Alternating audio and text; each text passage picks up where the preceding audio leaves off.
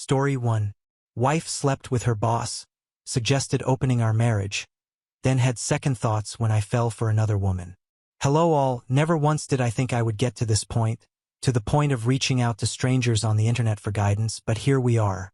My wife and I have been together for 10 years but married for 8. We met in college and were each other's first and only.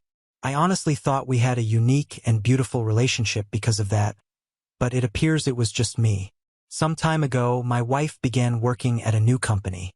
At first, she found it difficult to fit in because she's always been reserved, but after encouragement from me, she made friends with a group of girls, some of whom were single, divorced, or dating, but non-married. At first, I was happy she made friends, but then she started going out for drinks, partying, or something other things her friends had planned. I became concerned by her change in behavior and tried to talk to her about it, but at the same time didn't want to restrict her in any way. It started to affect our relationship in the bedroom. My wife wasn't one to initiate intimacy, but with her continued going out, she was either too tired or wasn't in the mood.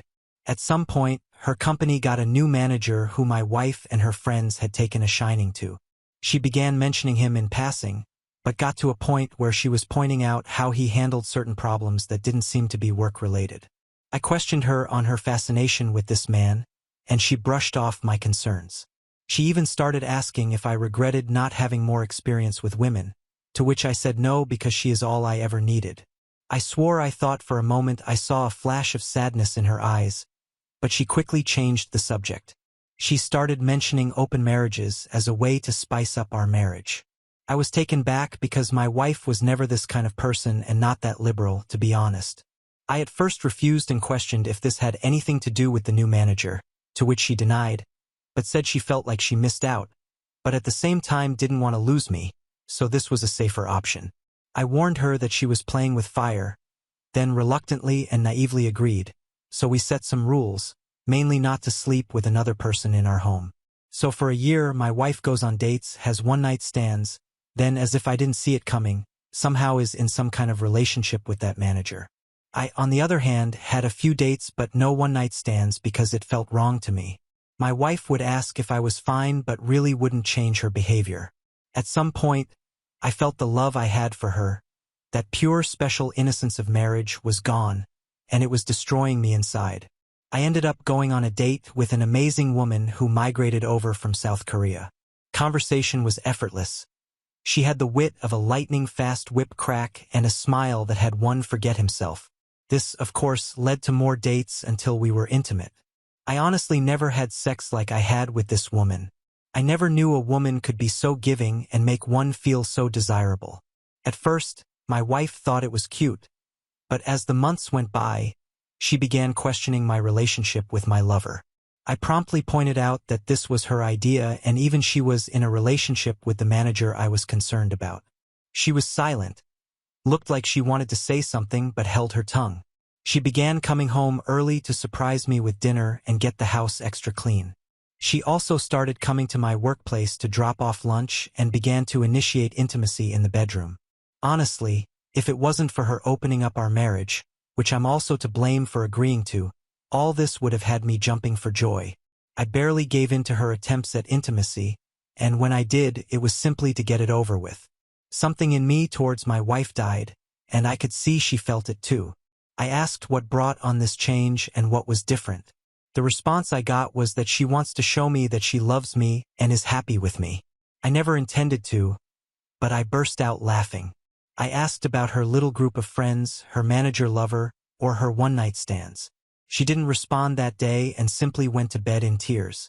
The next day, I get home to find her waiting for me. She told me she wants to close the marriage, that this whole experience was a horrible mistake, that she regrets everything, and wants us to be the focus of our relationship again.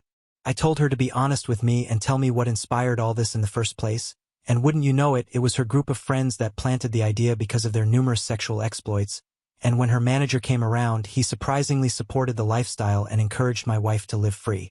Apparently, it developed into an emotional affair but only got physical once the marriage opened, while like that makes it better. She described it as being drunk behind the wheel of a speeding car.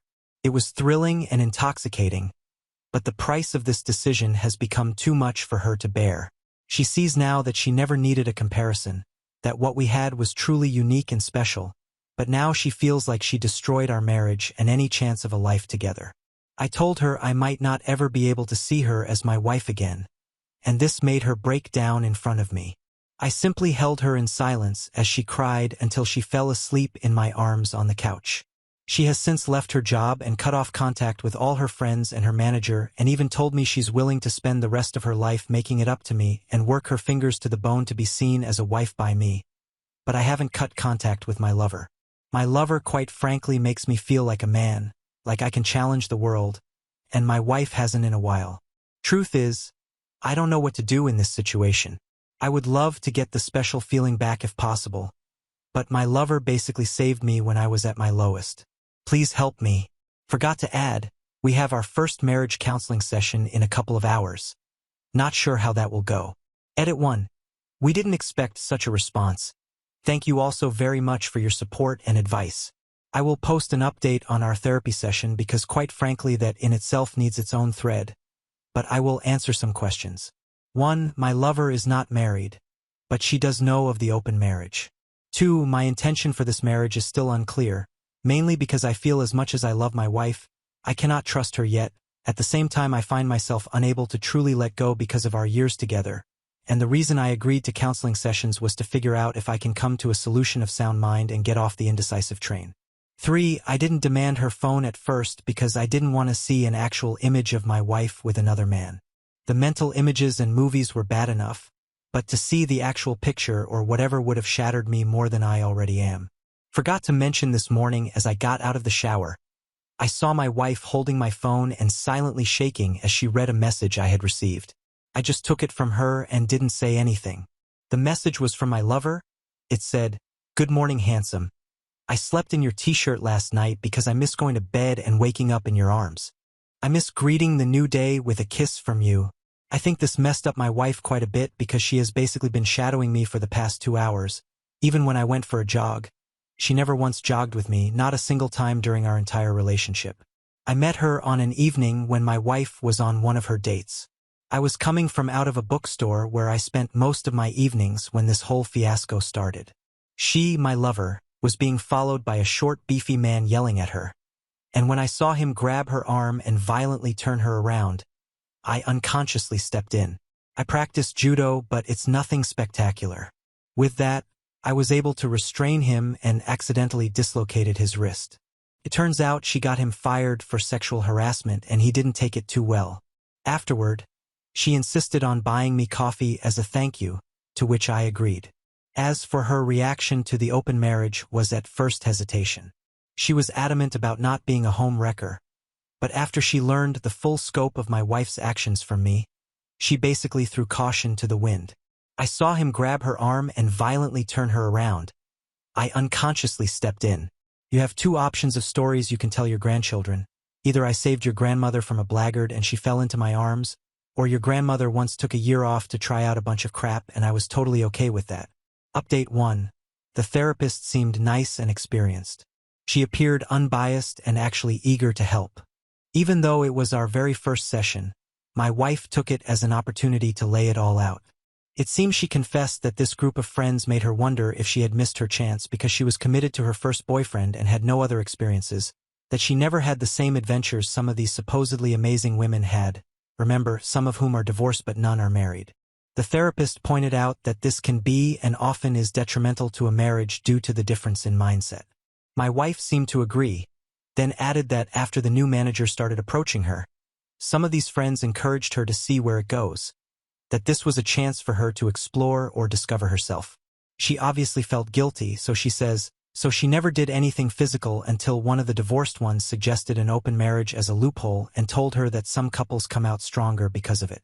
So after regrettably, again so she says, convincing me to open up the marriage, her so-called adventure began. It was intoxicating and blinding but lacked real substance, not like the kind we built over the years, and she started to question her reasons for doing this. She said she could see the hurt in my eyes but told herself this was an adventure. She said she'll never forgive herself for this. She chanced to have an amazing experience, so the gravity of it all never hit her until she noticed a change in me. At first, She assumed because I went on dates I would gradually accept her situation and be okay with it, but that all changed when my lover became a constant appearance in my adventure. Apparently, I started to smile again for no reason and my eyes would light up when I would get a text message. When I cheerfully left the room to answer a call, she said she suddenly felt a pit in her stomach and started to get many panic attacks for no reason. She went to her friends for advice again, but they said it was a normal reaction for me to have during the adventure. But when the same divorced one who suggested this in the first place said it looks like his lover makes him happy is when the reality of it all finally dawned on her, and the very real possibility that another woman and not his wife gave him joy almost made her pass out. She realized how ridiculous this all was and begged them to help her win me back. But they just told her if she couldn't deal with it, why did she open her marriage in the first place? She knew then and there that these people were toxic and a threat to our marriage and the life we built. Hence she's been on a mission to win me back by any means necessary. I, on the other hand, didn't share much, but I did let the counselor know about the situation on my side with my lover still in the picture, to which the counselor said no resolution could ever be reached with my lover still in the picture and suggested we book another appointment after tomorrow. The counselor did say it was unusual for someone to stay with their first this long and gave the impression that any storm can be weathered. I highly suspect she wants us to be one of her success stories. Sorry that it's long, but I figured I might as well give a full update. Edit 2. Well, like I said, my lover makes me feel like a man. What I mean is when I've had a hard day, I am not greeted by cold indifference but by a warm hug and a listening ear. When my insecurities play up, she encourages me that nothing is beyond my reach. More than anything, this may sound sexist, so apologies. She gives me the space to be the man in the relationship. What I mean is my lover is of the belief that women were meant to do the things men can't do. Again, I think this has something to do with her culture. She believes men aren't as nurturing or compassionate as women. Thus, in her view, a gentle heart can calm a raging volcano, a Korean proverb or saying or something. She believes that she should rule the bedroom and make it exciting but never belittle me or encroach in my space in other areas. She believes men have far fewer needs than women, so once these are met, the man would basically slay the dragon for the woman. Now, I must add she does believe in equal pay and mutual respect, but not the extremes that people seem to go to these days. Like I said, it may come off as sexist, but I think that's largely to do with her culture. Edit 3. Like I said, my lover makes me feel like a man. I assume you are in the West. In the West, there is a very, very small percentage of women who will happily do this for you. I managed to find one after years of dealing with the other kind, so I know what I'm talking about. You're talking about like 1% of highly in-demand women, and you've managed to land one. Now let's talk about your wife for a second. She was a woman who had everything she wanted in life, but ultimately, she let an outsider tell her, here's all the reasons you should put the person who is passionate about you, your one and only, on the shelf and open all your holes for a guy who couldn't give a crap about you but definitely wanna F.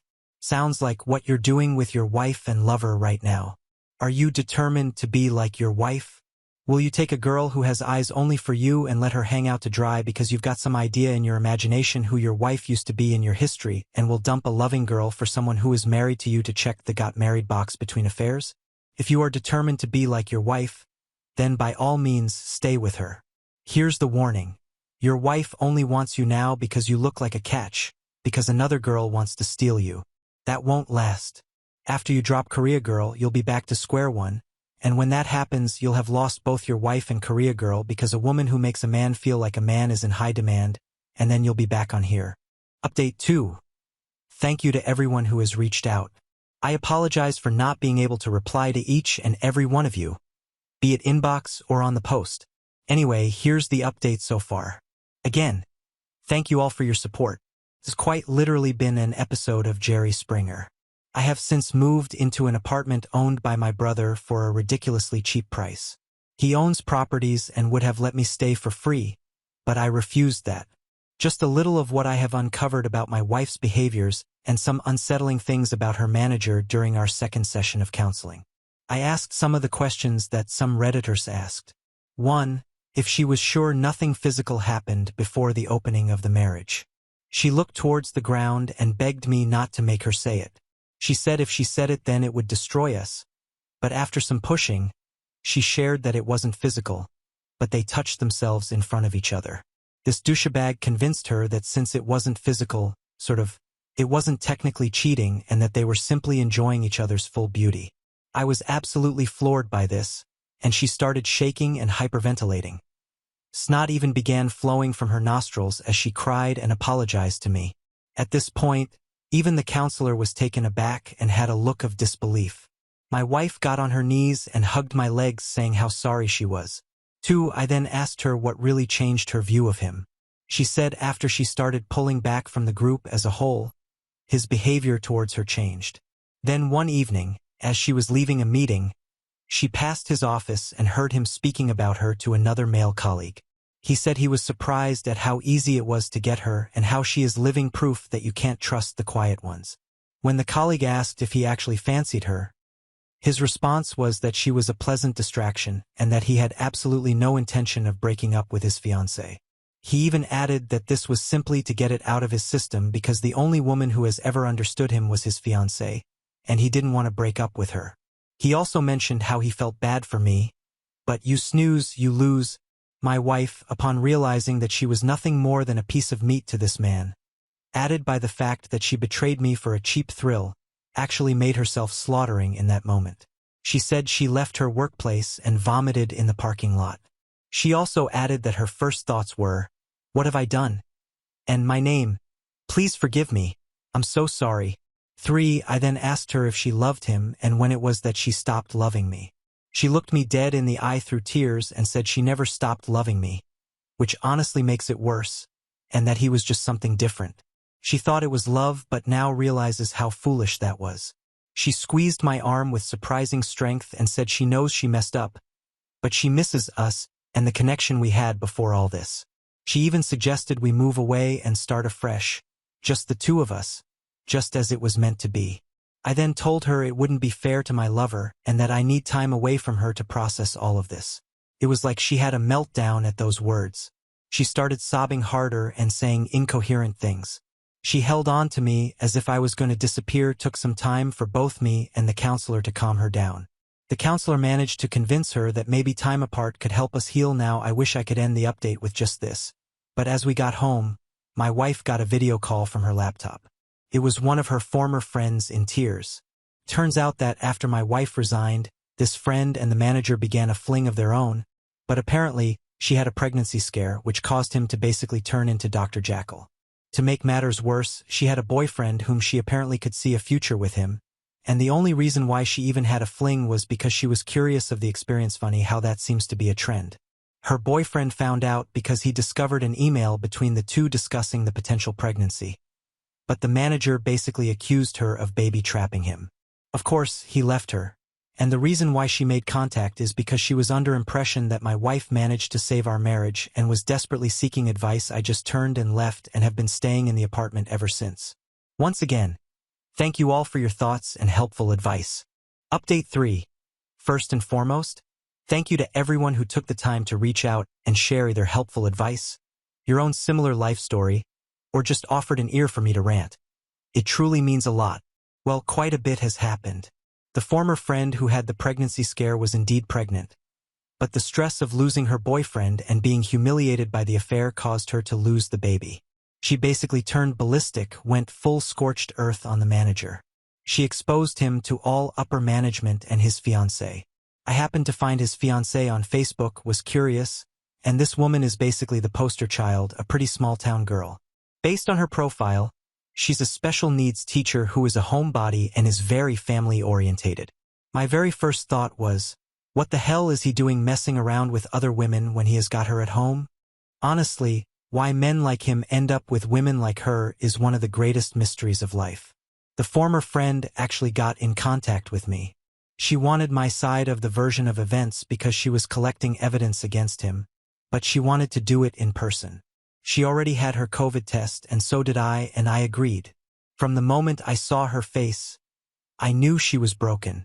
The dark circles under her eyes and her red-colored iris clearly showed she didn't get any sleep and was haunted by her own thoughts. She thanked me for agreeing to meet her and immediately apologized for her role in my wife's adventure. Turned out her and my wife spoke again, and that's when she learned I had moved out. She didn't blame shift and wanted to take responsibility. hence why she wanted meet in person. I thanked her for her efforts but asked her why would she go this far? She said losing both a child and the love of her life changed who she was at the core. She said she can hardly look in the mirror without feeling disgust, and she can hardly sleep because all she sees is her ex's face the day he found out. This woman clearly hated herself, and this meeting might have been a form of punishment for her. She tells me since fraternizing among coworkers is a breach of conduct, and more so because he was in a position of influence, he will most likely be fired and possibly blacklisted from that field as a whole, but the same may be true for her as well, and she has accepted it. She left after getting my side of the story and apologized again. I needed to get a few things from the old place, so I picked a time when I thought my wife wasn't home. Unfortunately, she was there, but what surprised me is that she had most of our wedding photos out on the coffee table as well as others, and she was staring at them. When she noticed me, I could see she was crying. She tried to hug me, but I gently pushed her aside. She tried to offer me lunch, but I told her I wasn't hungry and that I wouldn't be long, just needed a few things before I could proceed. She said she had something to show me. She pulled out her phone and showed me a message she received 2 days ago from her former manager who berated her. It was from a new number since she blocked his old one. Apparently, my wife helped her former friend expose him to all relevant parties, and he was fuming. She said she got the idea from Chump Lady and Marriage Builders. She thought by exposing the secret, she was removing its power as well as giving us a fighting chance. I told her I was glad that she had the courage to do that, but it doesn't change anything between us. I also informed her that I will be stopping marriage counseling, but will do individual counseling instead. This made her sob softly, and she said she understood. I know I am supposed to feel either relation of the actions taken or rage because it took this long, but I feel numb towards her. This isn't normal, hence why I want to address it in individual counseling and not marriage counseling. I have also seen a divorce lawyer at my brother's recommendation, just to be safe. As of now, I am not really willing to fight for this marriage, and it seems my wife can sense it. Before I left, she tried to initiate intimacy, but when I refused, she yelled and asked, "What does my lover do for me that she can't? What does my lover give me that she can't?" She, in a voice so loud I am sure the neighbors heard it, said that whatever it was I wanted, she, wife, would do it. I shook my head and told if she still couldn't tell after all that's happened, then it's clear where our marriage is headed, and left. This is where I am at least for now anyway, and once again, thank you all for your help. Now on to the next story. Story 2. Before we start, if you're enjoying this video so far, please consider liking and subscribing to the channel. Now let's continue. Crazy stepmom tried to break up my wedding by claiming my fiancé was cheating on me with another girl. Well, it backfired. A week ago, Kyle and I tied the knot surrounded by the people we hold dear. The wedding unfolded just as we had hoped, with the presence of our loved ones turning our day into a beautiful celebration. Our close family and friends had gathered to witness our union, creating an atmosphere of warmth and happiness. It was a day filled with shared laughter, joyous embraces, and the simple pleasures of togetherness. Everything had gone perfectly, except for one hiccup. My dumb stepmother tried to ruin my wedding. My parents split when I was a kid, but they've been great at co-parenting ever since, making sure I always had both of them in my life. These days, my mom is seeing a guy named Holt, and my dad's happily married to Gigi. Even though I was pretty young when my dad tied the knot again, I never felt weird about it. In fact, I was pretty stoked that our family was getting bigger. Gigi has a daughter from her previous marriage called Naomi, just a year older than me. When Dad introduced me to her, I thought we could become good friends, but it turns out Naomi was only sweet when Dad was around. Behind his back, she used to pick on me quite a bit. I am not one to back down easily, so when Naomi teased me about my hair or clothes, I would give it right back to her. Our arguments sometimes escalated like any typical kid, and occasionally turned physical. Gigi would rush in at the sound of Naomi's tears, always quick to separate us. Naomi, cleverly pretending that I had slapped or punched her, managed to turn Gigi against me. No matter how hard I tried to explain that Naomi was the instigator, Gigi never bought it. She would then wait for my dad to return home to unload her complaints about me.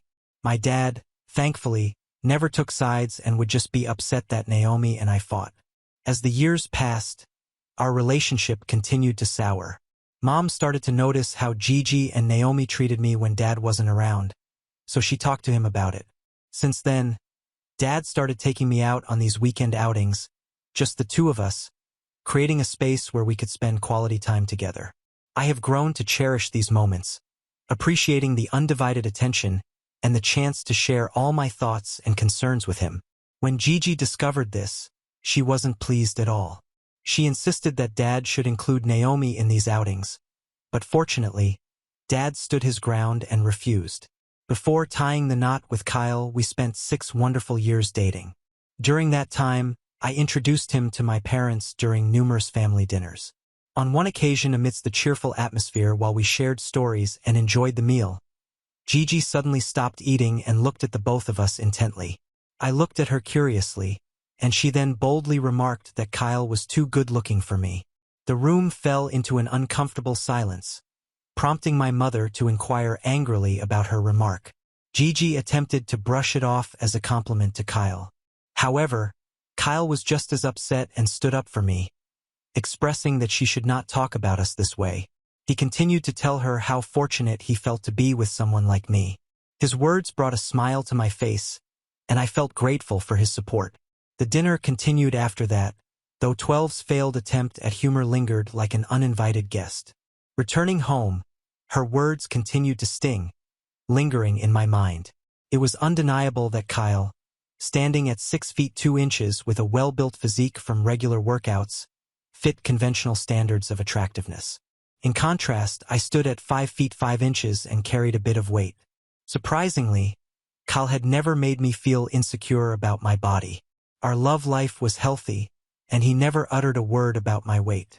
Despite this, my self-esteem sometimes took a hit, particularly when I noticed other girls admiring him.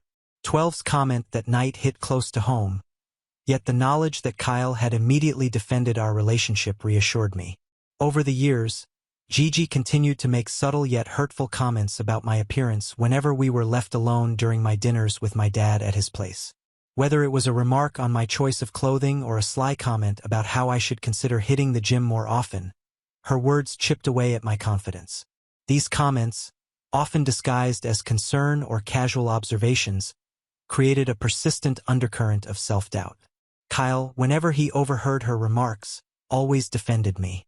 Besides Gigi, Naomi wasn't exactly friendly towards me either. She often acted overly familiar with Kyle, getting uncomfortably close and making him uneasy.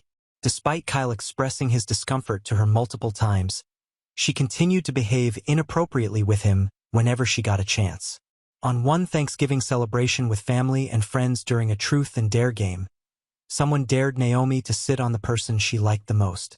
We assumed she would sit on her mother's lap, but she boldly walked up to my fiancé, pointing at him to indicate that she intended to sit on him. Kyle promptly stood up, refusing her request. I watched Naomi's face turn red in embarrassment, as she knew everyone was watching her get turned down. I couldn't help but burst into laughter, realizing that Kyle would never reciprocate her interest no matter how desperately she wanted it. During the remainder of the Thanksgiving gathering, Naomi seemed visibly embarrassed by the ordeal. The atmosphere became a bit awkward, but Kyle and I brushed it off and continued enjoying the celebration with our friends and family. Now, coming on to the story, as our big day drew nearer, I was filled with excitement and joy. Kyle and I were head over heels in love, eagerly anticipating the journey ahead. Despite my reservations, I extended an invitation to Gigi and Naomi at my dad's insistence. He assured me that if they caused any trouble, he would swiftly show them the door. Reluctantly, I agreed to my dad's request, hoping for the best on our special day. On the day we were set to exchange our vows, the atmosphere was electric with anticipation. Surrounded by the love of friends and family, I was in the midst of getting ready, my dress adorned and my hair gracefully braided. My bridesmaids were all set to accompany me down the aisle, yet just when everything seemed perfect, Gigi barged into my dressing room, asking if she could talk to me privately. My mother told her to leave me alone, as I needed time to be ready before it was time to walk down the aisle. Despite my efforts to maintain composure, G persisted, emphasizing that she needed to share something crucial before what she perceived as a huge mistake. Growing weary of her persistence, I requested everyone to give us some privacy. My mother looked at me with a raised eyebrow, and I assured her that I would handle the situation with Gigi swiftly so that I could return to the preparations. My mother nodded understandingly and walked out, leaving Gigi and me alone. I turned to Gigi and told her she had 2 minutes to explain herself before I kicked her out of the room. Gigi, with an air of faux concern, conspiratorially pulled out multiple pictures and put them down on the table. She claimed that these pictures would change everything I knew about Kyle. I was shocked. I glanced at the photos only to see Tom innocently chatting with a distant cousin at a restaurant.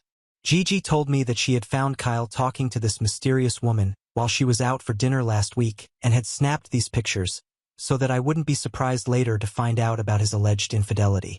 With an air of false concern, she urged me to reconsider the wedding, making it sound like I was about to make a huge mistake. I calmly took a deep breath and decided to play along with her games, determined not to let her turn my wedding day into a nightmare. I opened the door and requested my mother to bring Kyle and my dad to my room. Gigi, under the impression that I was about to confront Kyle regarding his alleged affair, reassured me that everything would be fine once I confronted him. Little did she know a different kind of confrontation awaited her. Kyle was a bit hesitant to enter my room as he didn't want to see me in my wedding dress, but at this point, I didn't care about traditions anymore and urged him to come inside. As Kyle stepped into the room, Gigi wore a triumphant smirk anticipating a confrontation. I gestured toward the picture she had spread across the table and calmly asked Kyle if he could explain the images. He looked at the photos, a puzzled expression on his face. I could see Gigi reveling in the drama she had orchestrated. Kyle, maintaining his composure, explained that the woman in the pictures was his cousin whom he had met for dinner last week. He clarified the context of each image, pointing out the family resemblance and the innocent nature of their conversation. 12's confident demeanor began to waver as Kyle's explanation dismantled her scheme. My dad, who had joined us by then, listened intently. I could sense the frustration building in Gigi as her plan unraveled. In a moment of triumph, I turned to Gigi, revealing that the woman in the photos was indeed Kyle's distant cousin who I had in fact met at one of his family events. I couldn't help but smirk as her face faltered, realizing that her attempt to ruin my wedding had failed miserably. My dad, who was listening to us silently, caught onto 12's deceit. He looked at me and asked if Gigi was the one who brought those pictures to me. I nodded and explained how she disrupted my wedding preparations, attempting to claim that the man I was about to marry was having an affair. My dad, visibly upset, turned to Gigi and questioned why she would even consider pulling such a stunt. Gigi looked defeated and embarrassed at this point. My dad sternly demanded an explanation, and that's when she revealed her true intentions. Gigi claimed that I didn't deserve to marry someone like Kyle and claimed that we would never be happy together. She asserted that her daughter Naomi had fallen in love with Kyle over the years. We stared at her in disbelief as Gigi went on insisting that Naomi, being more beautiful than me, deserved to marry Kyle instead. She went on to explain that over the years, she had attempted to plant negative thoughts about our relationship in our minds, but it had not worked. But when she saw Kyle with a mysterious woman, she saw an opportunity to finally break us up. At this point, we all stared at her as if she had completely lost her mind. My mom, already upset with her behavior, told my dad that this was unacceptable. In turn, my dad immediately agreed and sternly asked Gigi to leave immediately. She tried to protest, but my mother dragged her out of the room. Naomi stormed into the room demanding answers as she sensed something was wrong. My dad then explained the deceitful actions of Gigi. Hearing this, Naomi then turned her attention to me and without a moment's pause started yelling at me. She launched into a barrage of accusations, blaming me for tearing her family apart. I remained calm, trying to explain the gravity of 12's deceit, but Naomi's anger only kept intensifying. Naomi sneered, saying my relationship with Kyle was a sham built on lies and her mother was right to try to break it off. While I tried to defend our love, she laughed it off, telling me that I was deluding myself. She reiterated that she deserved to be with Kyle and he was only with me because he thought I was richer than her, given that I had a fancier job. At this point, Kyle, unable to contain his anger any longer, stepped in. He sternly confronted her, setting the record straight. His words carried a mix of disappointment and firmness as he rebuffed Naomi's advances in no uncertain terms. He conveyed that he would never be interested in her, and he thought he had made it very clear to her publicly several times. He pointed out that we were getting married and she and Gigi had no right to spoil our day. Naomi, now faced with opposition, hesitated for a moment, realizing that her attempts to sow discord were falling flat.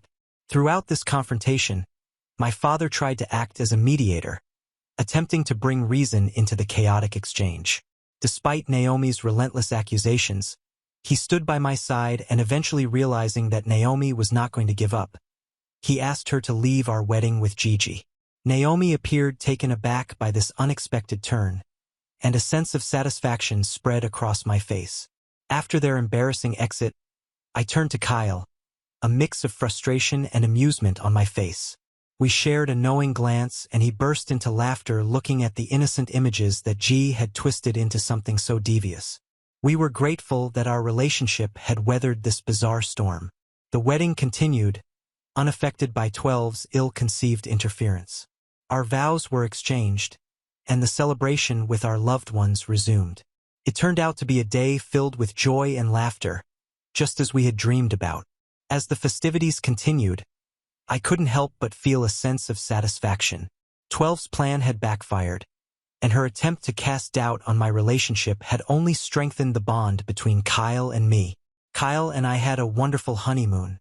Since returning back home, I've been hearing from my dad that all is not well between Gigi and him. She thinks we were too harsh and kicking her out and blames me for embarrassing her in front of Kyle.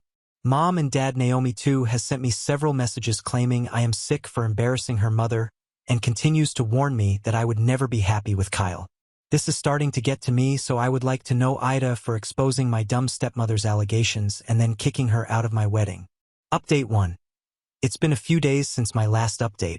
Apparently, one of my bridesmaids, who was my cousin Fiona, had overheard the entire conversation with Gigi and Naomi that day. She couldn't keep the shocking revelation to herself. Disturbed by what she had heard during the confrontation with Gigi and Naomi, she felt compelled to share it with a few close family members. As the news slowly spread, the collective disapproval grew, creating a ripple effect that reached the ears of other relatives.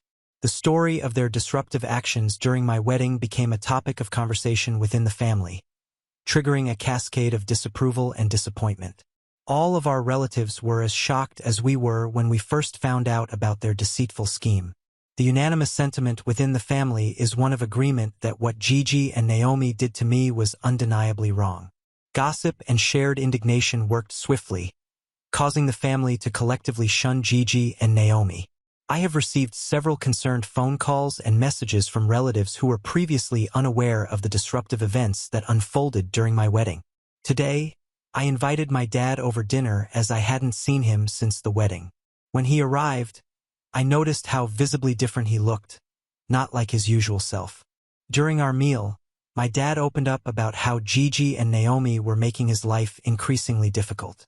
They were insistent that I owe them an apology for kicking them out. Kyle and I were shocked listening to how entitled they felt to get an apology from me when they had tried to ruin my wedding in the first place. It was a surreal moment trying to comprehend their audacity. My dad, sensing my frustration, expressed he was equally disappointed in their behavior. He assured me that I owed no apology for protecting my wedding against their disruptive actions. It worried me to see Dad dealing with all the toxicity, so I shared my concerns with him. We both acknowledged that the constant conflicts with Gigi were taking a toll on his mental well-being. Dad also went on to reveal that Naomi was threatening us with legal actions claiming emotional distress from the wedding incident. It sounded absurd and I couldn't help but laugh. But beneath the laughter, I recognized the strain their demands were putting on our family dynamics. I plan on confronting Naomi and Gigi regarding this and hopefully resolve it once and for all. Update 2. Today I met up with Naomi and Gigi as I had mentioned earlier. I invited them both out for lunch at a cafe instead of my place. Kyle wanted to go with me, but I insisted that this was something I needed to do on my own. As we sat down, the air was thick with tension. I calmly expressed my concerns about their actions during the wedding, emphasizing the hurt they caused. Gigi, however, remained defensive, insisting that she stood by everything she had told me. She insisted that she was acting in Naomi's best interest. This really pissed me off, and I retorted that Kyle was my husband now and I won't stand by their persistent disregard for our relationship. I pointed out that, at the very least, she could have apologized to me for how she interrupted my wedding day. The conversation quickly escalated into a heated exchange. Gigi, with a stubborn demeanor, refused to admit any wrongdoing, claiming she was only looking out for her daughter. Naomi, on the other hand, started accusing me of being insecure, suggesting that my reaction was fueled by my jealousy of her. This made me laugh in her face. I couldn't help but laugh, clarifying that I had never seen her as a competition. I reminded her of my academic achievements, securing a scholarship, graduating from my dream college, and landing a job that provided financial comfort. I expressed my frustration, emphasizing that unlike her, I had a partner who genuinely loved me, and I didn't need to go behind someone's back to try and steal them. Naomi's face twisted with anger as she retorted, spewing hurtful words in my direction. She claimed that I was living in a fantasy if I thought Kyle truly loved me. She insinuated that he was only with me out of pity or convenience, and that he deserved someone better. Her words were venomous, but I tried to maintain composure, refusing to let her undermine my relationship or tarnish my happiness. Gigi, standing beside Naomi, couldn't resist adding her own bitter remarks. With a condescending tone, she questioned my ability to handle a marriage, implying that I was naive and inexperienced. If I remember, her exact words were, "Honey, I don't know what Kyle sees in you. I mean, come on, a man like him with a woman like you, it's laughable. You might have a good job, but can you really keep a man like him satisfied?" In the face of 12's spiteful remarks, I took a moment to collect myself, suppressing the anger bubbling within. I then responded that her opinions about my marriage were irrelevant. Kyle and I shared a deep connection that went beyond her shallow judgment. So if she couldn't respect that, then it's best for us to part ways. Naomi, fueled by a mix of anger and frustration, also accused me of being selfish, claiming that I had ruined her chance at happiness by marrying Kyle. As the argument intensified, Gigi played the victim card, asserting that my decision to kick them out was an overreaction. Despite my attempts to reason with them, it became evident that reasoning with them was futile. Their refusal to acknowledge their mistakes and the depth of their actions only fueled the intensity of our argument. It became clear that maintaining a relationship with individuals so hell-bent on causing harm was untenable. The meeting ended on a sour note, with unresolved issues and lingering tension, leaving me with the realization that some conflicts are irreparable. Returning home, the weight of the confrontation pressed heavily on my shoulders, and I broke down in tears. The emotional toll of the encounter left me drained both physically and mentally. It wasn't just about Gigi and Naomi's disdain for me, it was also the understanding that my father was likely enduring a similar, if not more intense, emotional storm at his end. I have since talked with my mother and made the difficult decision to permanently cut ties with Gigi and Naomi. She was shocked hearing how much they had hurt me and wanted to go off on them. I stopped her, emphasizing that they weren't worth our time or emotional energy. The toxicity they brought into our lives was not worth the emotional toll it took. I am choosing to prioritize my mental well-being and the stability of my marriage over their relentless negativity. It is a painful but necessary step toward a healthier, happier life. Update 3. Thank you for everyone's comments since my post. It's been 2 months since my last update, and a lot has changed in our lives. Firstly, my dad and Gigi are now separated. As many foresaw, G's refusal to acknowledge her mistakes, coupled with constant pressure and conflicts, took a toll on my dad. Consequently, he moved out of their place and is consulting with lawyers to initiate divorce proceedings. After Dad blocked her on all fronts, Gigi attempted to reach out to me, but I also blocked her, prompting her to call Kyle. He didn't pick up her calls knowingly, so she sent a long message to him about how her daughter Naomi was heartbroken. Gigi blamed me for orchestrating their separation and accused me of turning my dad against her. Kyle and I read the message together, shaking our heads at her attempt to shift blame. We didn't bother to reply to her and Kyle blocked her as well. As for my dad, since his separation, he seems lighter and happier. He's gradually finding peace away from the constant turmoil with Gigi and Naomi. Kyle and I have been there to support him through this challenging time. We have encouraged him to focus on his well-being and pursue activities that bring him joy. Despite the difficulties, it's heartening to see my dad rediscovering himself and embracing the freedom from toxic dynamics. A month ago, I went on a vacation with my mom to spend some time with her since the incident. She has been really worried about me and fuming at how they treated me. This beach vacation was much needed as we strolled along the serene beaches, reminiscing about our joyful memories and discussing plans for the future. In the quiet moments of our vacation, surrounded by the comforting presence of my mother, I felt so much peace. It was a therapeutic reset, allowing us to strengthen our bond and cherish the moments of peace away from the chaos that Gigi and Naomi had brought into our lives. As I am writing this, I find myself feeling overwhelmed with gratitude for the love Kyle and I share. His unwavering support and understanding have been the pillars that have held me up through the storms. If I didn't have a supportive and loyal partner like him, I don't know what I would do. As I reflect on our journey, I am immensely thankful for the joy he brings, the laughter we share, and the strength he provides in the face of challenges. Looking ahead, I look forward to embracing the prospect of spending the rest of my life with Kyle. Now on to the next story. Story 3. My spouse had an affair with her ex-college student. So I contacted AP's wife and we got revenge. There is nothing that love can't make you do. I'm 37M, married to Kate 35F for 2 years. Kate is a professor at City College and I'm into marketing. We met at a common friends party and befriended each other.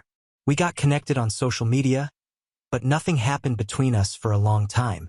She was dating someone at that time, and even I was in an on-off relationship some 4 years ago. It was on her birthday that I wished her on Facebook. It was well past midnight. That chat went on for the whole night and we ended up meeting the next day for coffee. She had no plans for her birthday, so I took her out for dinner and a long drive.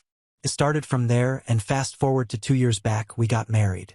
In fact, it was only last month that we celebrated our 2nd anniversary. Our life was running smoothly until a few weeks ago when my friend told me he had seen Kate with a man who looked quite young, in his 20s. I asked him what a big deal about it, he could be a friend. My friend hesitantly told me their body language didn't suggest he was a friend. They were sitting very, very close to each other, and the guy's hand was on Kate's waist and his lips were almost feeling her cheeks. My friend said he stood there for a while to see if it was just a mere misunderstanding, but he actually saw them cuddling. I asked him if he had taken any pictures of them.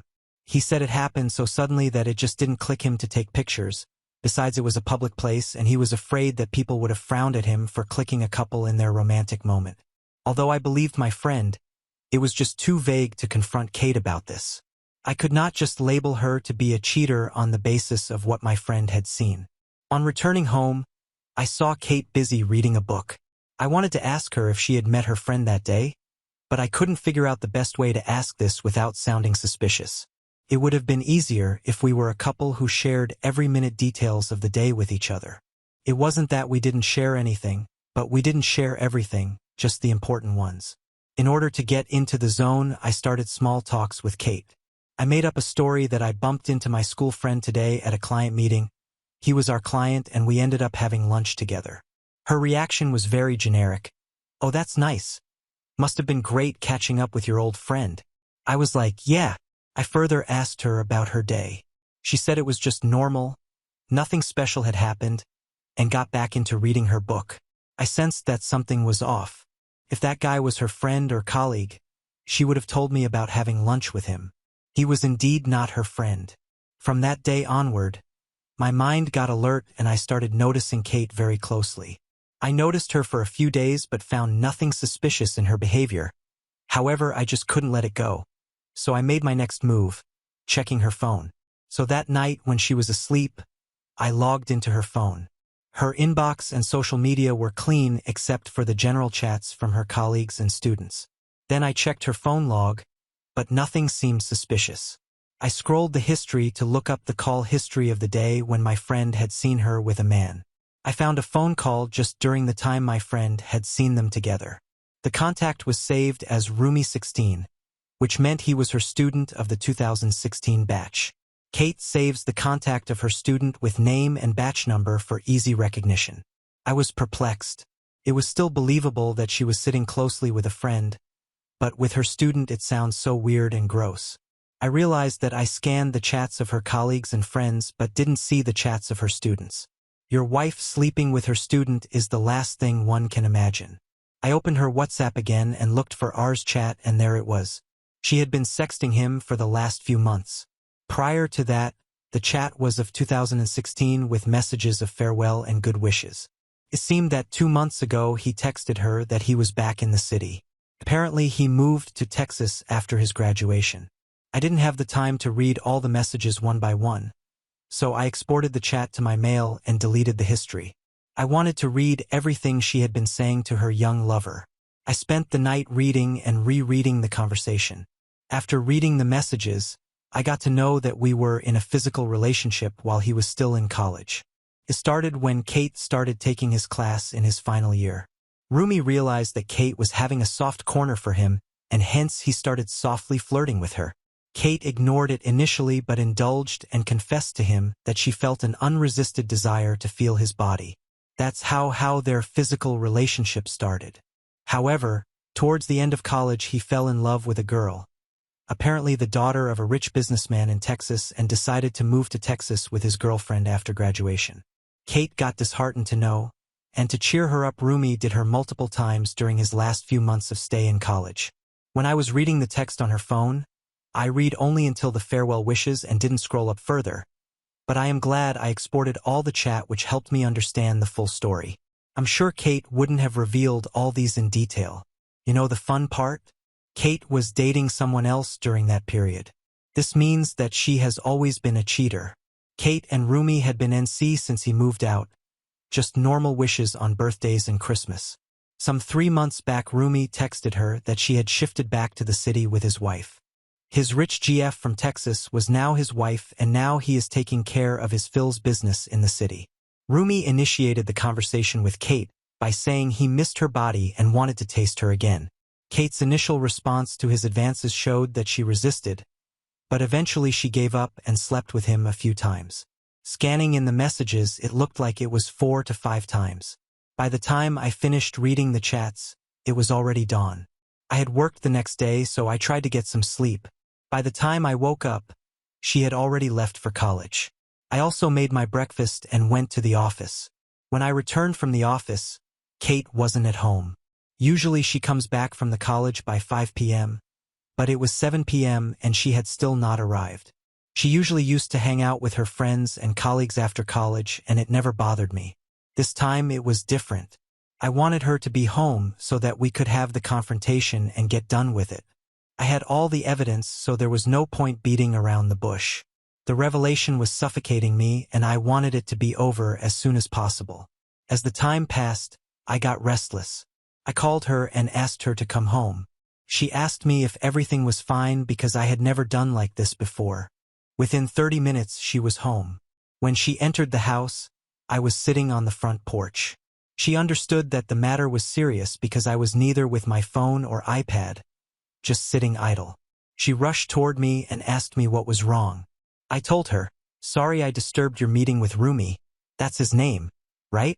She gave a cold look at me and asked what I meant. I said there was no need to play hide and seek anymore. She said I was accusing her baselessly. I showed her the chat exports and she froze.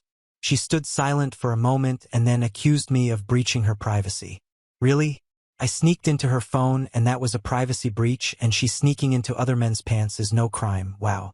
I asked her if her last breakup was also due to this Rumi guy. She snapped at me that it was not my business, but I kept repeating myself like a psychopath, and she confessed that her last boyfriend had also broken up when he got to know that she was sleeping with her student. I laughed and asked how she could be so foolish to destroy her relationship for a man who had sorted out all his aspects of life and was leading it peacefully. She fought back saying he was really addictive. What is his blood filled with cocaine? I told her that she had to leave the house because we were living in my house. She looked unremorseful and said there was no reason to be overly dramatic. It was just physical and no emotions were involved. She asked me to reconsider the decision as I was being impulsive. I said so be it and asked her to leave. She stamped her foot and went inside shouting that I would regret my decision and come back, running to her in 2 days pleading with her to come back home. Haha, really, she was f***ing delusional. Pleading her for reconciliation would be the last thing I'd do in my life.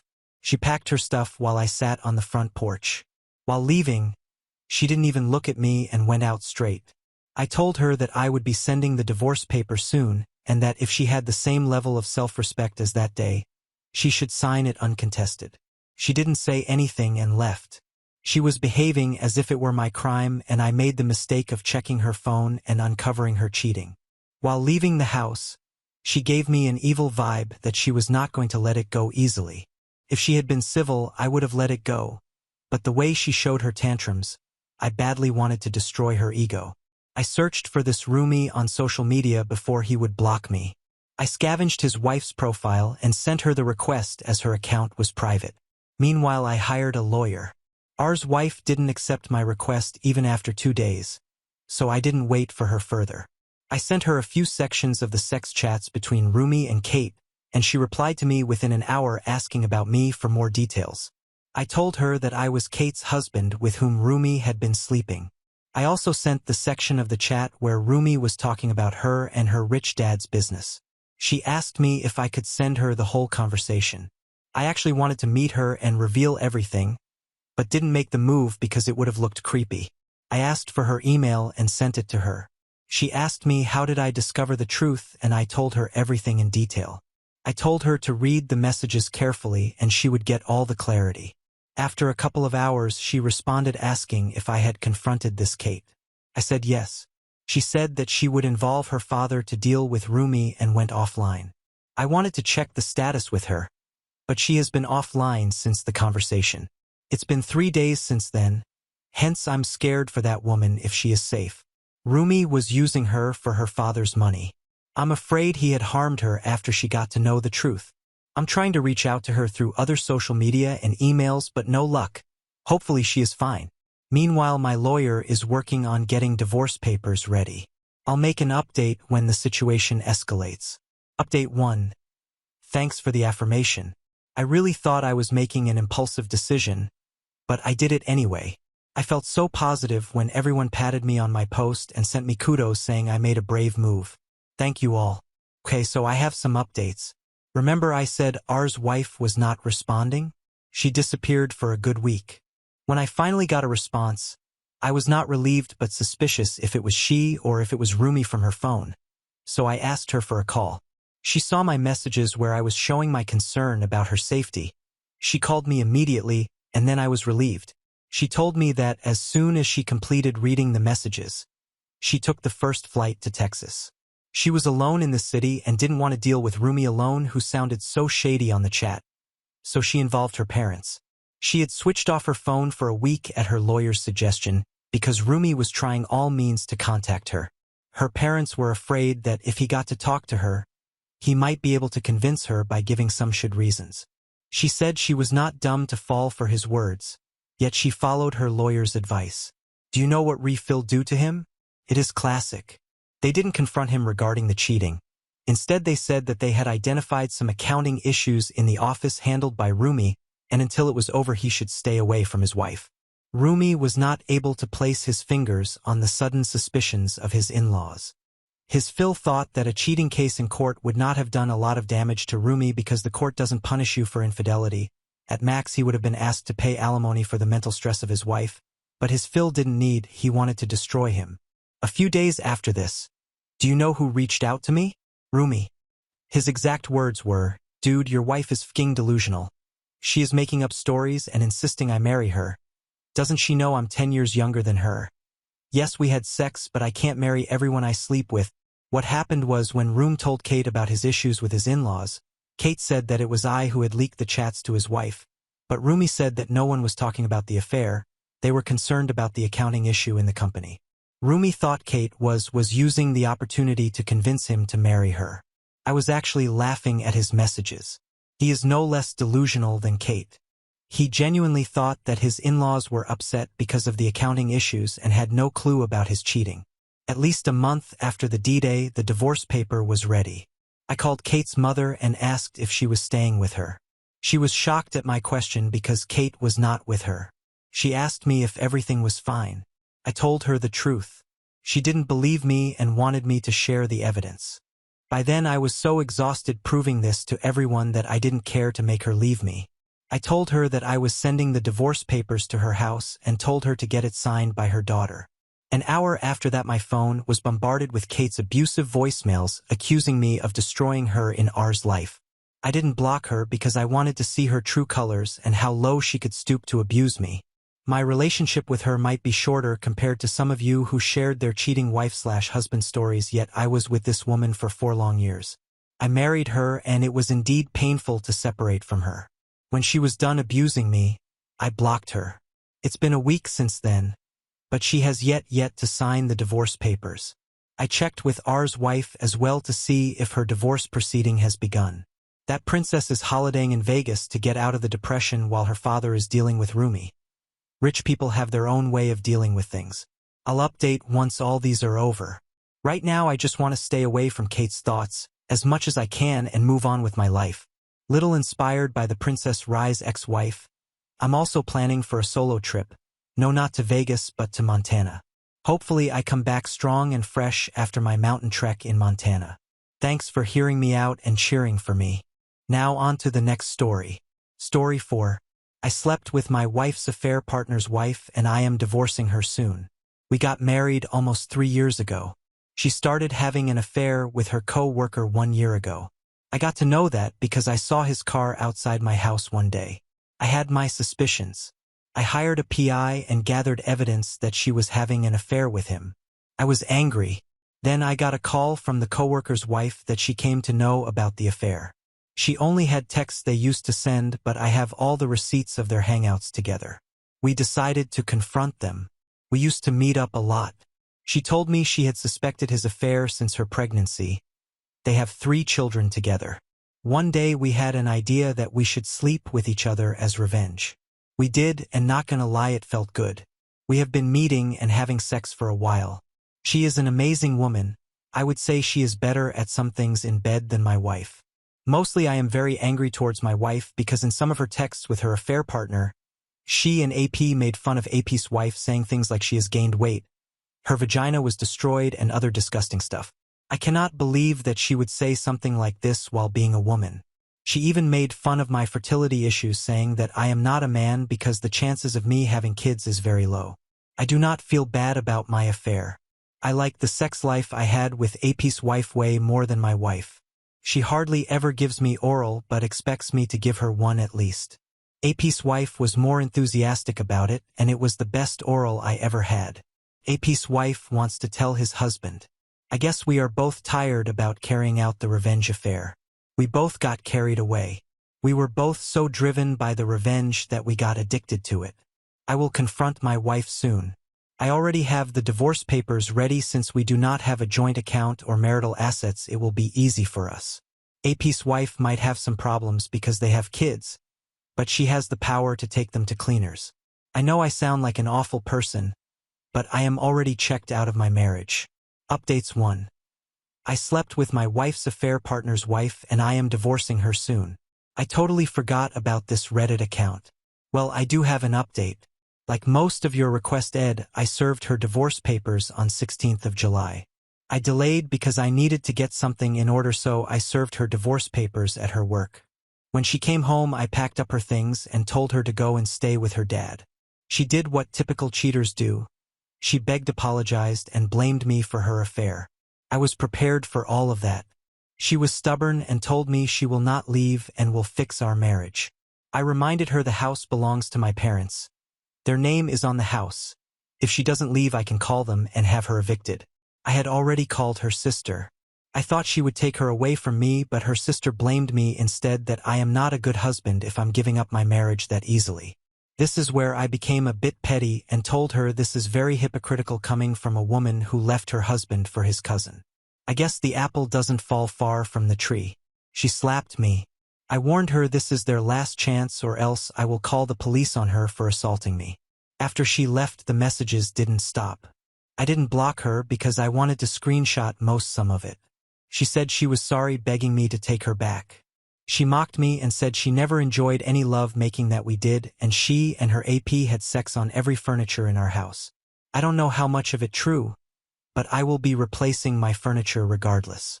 I wanted to tell her the OBS and I defiled her car by having sex on it, but I didn't. The last time I spoke to her, she apologized to me. This time the apology seems sincere. She told me she got carried away.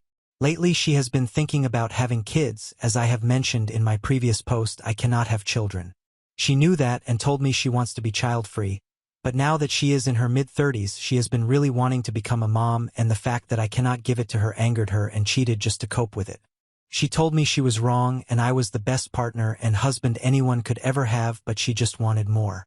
I asked her why didn't she just say so, we could have adopted or went to a sperm bank. I asked her if she was pregnant. I don't know, but it looked like she was. She murmured yes. I knew this wasn't my baby. All hopes for reconciliation is out the window now. Imagine if I never discovered the affair, she would have passed this pregnancy as miracle baby. I just congratulated her and said I hope she has a wonderful baby. I want this divorce ASAP. As for AP's wife, she also served her husband and taking him to the cleaners. She is not backing down. I only talked to her a couple of times. She ranted a lot that she wasted her best years and youth on a disgusting man. She complained she left her modeling career just to be with them and whatnot. I think she still looks hot. We didn't have any contact for a while. There was one time she drunk texted me with a sleazy picture asking me to come over, but I refused. She did apologize after that. We are not planning on dating anytime soon, not unless all the divorce proceedings are over, but I do miss her a lot. Also, I got a cat. My STBX wife hated cats. Now my house will be a cat kingdom. Now on to the next story. Story 5.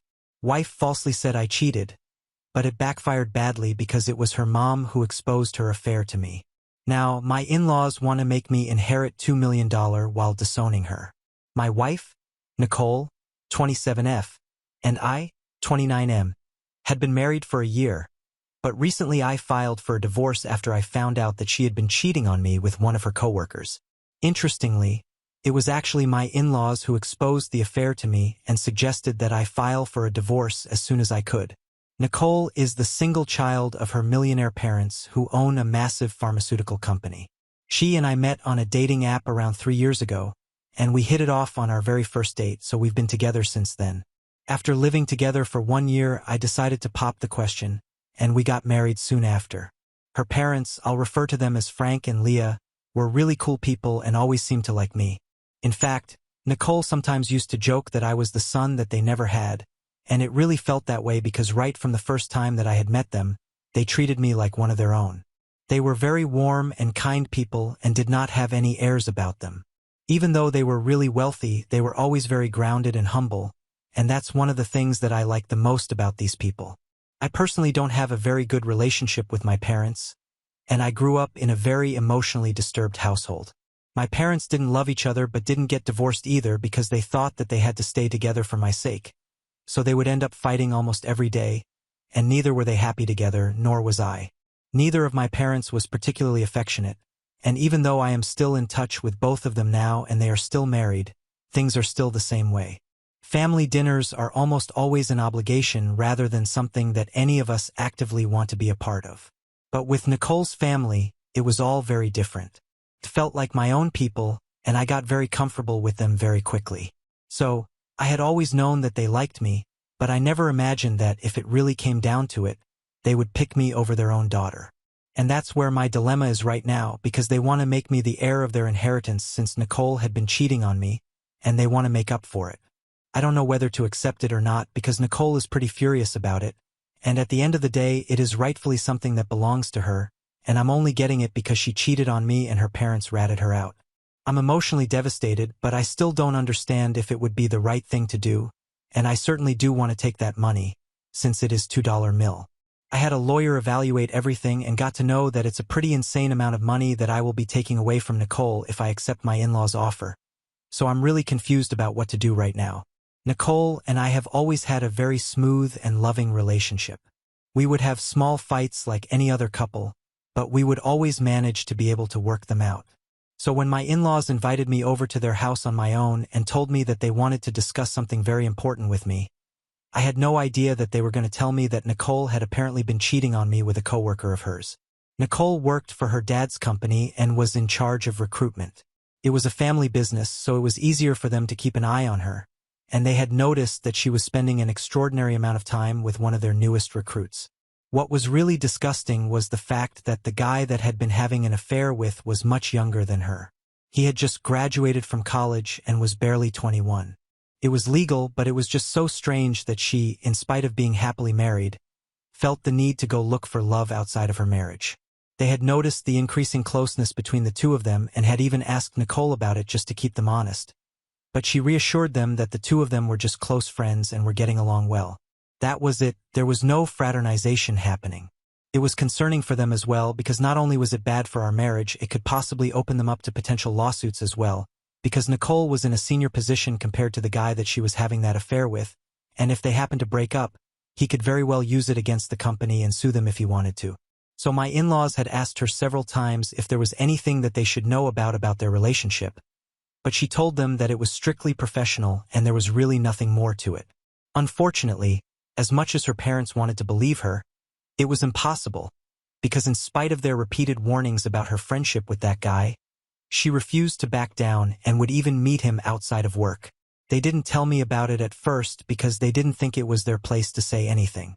It was quite possible that this was a very innocent friendship, but soon enough things got to a point where her parents felt that they had to intervene. So they did something and hired a private detective to go after her and keep an eye on her.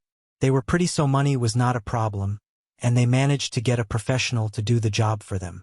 On sending a detective after Nicole, they were able to find out that she had been visiting the other guy quite often after work hours. She would tell me that she was out with friends or she was just at work, and I would trust her, but her parents told me that that was not the case. Every day, she would leave after her work day was over and head over to her partner's house, and then she would spend the next couple of hours there until she was ready to come back home. None of us were stupid. We knew that if she was lying to me, then there was definitely nothing innocent happening in his house. I was heartbroken when I found out because I really love Nicole, and I still do, somebody deep down, but getting to know that she had been cheating on me and had been lying to me for the past few months really broke my heart. This happened about a week and a half ago, and I still remember that meeting with my in-laws and how devastated I was following it. Even the two of them were very upset while they were letting me know about all of this, but they said that they knew Nicole was never going to come and tell me the truth, so they thought that it would be better for them to tell me instead. At the time, they hadn't let Nicole know that they knew the truth, and I had been the first person that they told. I broke down in front of them when they told me about it, and I was very lucky that they comforted me like they were my own parents. They told me that this was not my fault, that they had seen how I treated Nicole like a queen, and this was all her fault. She just couldn't value the love that she had been given by her parents and me and threw it all away for a guy that she had barely even known for a year. I remember staying at their house that day because I just couldn't bring myself to go home and face Nicole, and they were kind enough to let me spend the night at their place. I was very shaken up, and I cried the entire night because I just didn't know what to do next. Logically, I knew that the step would be to file for a divorce, but my heart wasn't ready to give up on her yet. So the next morning, I decided to go back home before Nicole left for work. I hadn't answered any of her calls or texts the previous night, so it was a bit of a surprise for her when I showed up in the morning right before she was about to leave. I was clearly in a very bad state, and she seemed concerned, but I sat her down and I asked her about the affair because that was the most important thing on my mind at the time. She hesitated for a bit and tried to deny it, but then I brought out the pictures that her parents had shown me of her car parked outside of her coworker house on the day that she had told me she was working late. She tried to tell me that they were just friends and they were hanging out, but then there was no reason for her to lie about it, so she finally had to come out and tell me the truth that she had been cheating on me with him. The second that she told me that it was true she had been having an affair, I broke down once again, and this time it was much worse than before because when it was just her parents saying it, I still had some hope, and I was hoping that it would not be true and maybe it was just a misunderstanding of some sort. But after I had heard it from Nicole's mouth, there was no denying it anymore, and I had to accept the fact that she had actually been cheating on me. I was hysterical, and I don't even remember what I said to her, but I only remember a lot of screaming and shouting. She had also started to cry, and she was trying to tell me that she was being stupid and had lost sight of what was important because she was feeling a little bored in her marriage, but she had never expected me to find out because it was just a fling and it didn't mean anything to her, and that made things even worse because it didn't mean anything to her then there was no reason for her to be doing it anyway. The fact that she had ruined our marriage because she was feeling a little bored just got to me. I remember yelling at her about how I had trusted her and always been there for her, but she had thrown all of it away for some guy that she barely even knew. And I think I continued to shout at her until I had made her dissolve into a puddle of tears. At one point, things got so bad that she was on the floor and was crying with her head in her hands, and I was just screaming at her while standing above her. It was a huge mess, and even thinking about that day made me feel really uncomfortable about the way both of us had been behaving because it was not normal, nothing about it was normal. But once that ordeal was over, I told her that I was done with her and I wanted her out of the house. She tried to tell me that she was going to break things off with the other guy that day itself and that she just wanted me to give our marriage another chance. But I told her that as long as she was here, I would not be able to think about anything other than her affair, and I needed some time to think. So until then, I wanted her out of the house. There were a lot of arguments because she insisted that we could stay together and work things out. It would be the right thing to do, but at that time I was still struggling to even come to terms with the fact that she had been cheating on me, so working things out or leaving her was all secondary to me. To make up my mind first, I had to process everything that happened, and for that, I needed her to be away from me. I didn't even want to breathe the same air as her because I was disgusted by what she had done, and I hated and resented her so much at the time that I couldn't be around her. But she kept refusing to leave, so I got really frustrated, and I told her that I would leave instead because I couldn't stand to be around her anymore. She was still upset and said that I couldn't leave because she wanted to sort things out and still stay married to me because it had just been a mistake and I couldn't leave her over something like this. But I didn't even dignify that with a response and just left. I didn't bother to pack anything, and I just started driving aimlessly because I didn't even know where I was going to go. It was not until I was really low on gas that I realized that I actually had to spend the night somewhere, so I started driving towards the nearest hotel at that point, and I've been here ever since. Things have not been great since then between Nicole and me. Even though I have tried a lot to forget about what she did and try to forgive it, I just can't. So last week I finally filed for a divorce after mulling it over for 3 days. I hadn't spoken to Nicole after I left the house that day, even though she had been trying to reach out to me. The truth is I don't even have anything left to say to her, because what she did was not something I can ever forgive or forget. However, my in-laws have kept in touch with me and have been texting me every single day to make sure that I'm doing fine. I've been in touch with them as well because when I told my parents and tried to look to them for help, they were not very helpful. They just told me that they were sorry about everything and that I should always do what I feel is right, which is just such generic and asinine advice, so it was not going to be helpful talking to them, and I knew that they did not even try to comfort me or anything, so I started talking to my in-laws. I haven't told any of my friends yet, but I don't need some emotional support, which is why I've been talking to them. Most people might find it weird, but I am really close to them and I don't think this is wrong. After I filed for divorce and once Nicole had been served, she started texting me even more frequently, but I hadn't opened any of her chats or bothered to read them. I had also muted all her notifications, so it didn't really bother me, but that didn't mean that I had forgotten about what happened. I still hadn't moved on, and everything just hurt. To make matters worse, I was also having a tough time at work because I had to take an unexplained leave of absence since I couldn't exactly go to work every day now that I was living in a hotel in the middle of nowhere, and the commute would be simply too. I was almost out of paid leave, and my employer contacted me a few days ago to inform me that if I didn't show up to work in the next few days, then I would be facing termination. This stressed me out even more because I had a lot of major expenses ahead of me since divorce was an expensive process, and I also had to start looking for a new everything from houses to jobs, and I had been sharing all of this with my in-laws just conversationally. I didn't actually expect them to help out or anything, but when I told them about all of this, they told me that since it was Nicole who had backed me into a corner, they were going to fix this for me. I have no idea what they were going to do, but a couple of hours later, they told me that I needed to come to their house ASAP because Nicole was there and they wanted us to talk it out. I didn't have to talk about the divorce, but we could at least discuss who got to live in the house because Nicole could still live with them, but I needed my own place so I could still go to work. I was hesitant to do it at first because I really didn't want to talk to Nicole, but my in-laws convinced me to come over and give it a chance because they didn't want me to lose my job because of this. So eventually I agreed and I went over to their place. I was naturally very nervous because I was seeing Nicole after quite some time, but I also didn't want to let her know that I was nervous, so I didn't say anything for the first few minutes that I was in the room. Both of us avoided even looking at each other, and it wasn't until in-laws started talking that we had anything to say. My in-laws suggested that I take over the house because Nicole could live with him, and since they all worked in the same place it wouldn't be a problem, but it could become an issue for me if I didn't get the house because otherwise I would stand to lose my job, and that's when something really weird happened.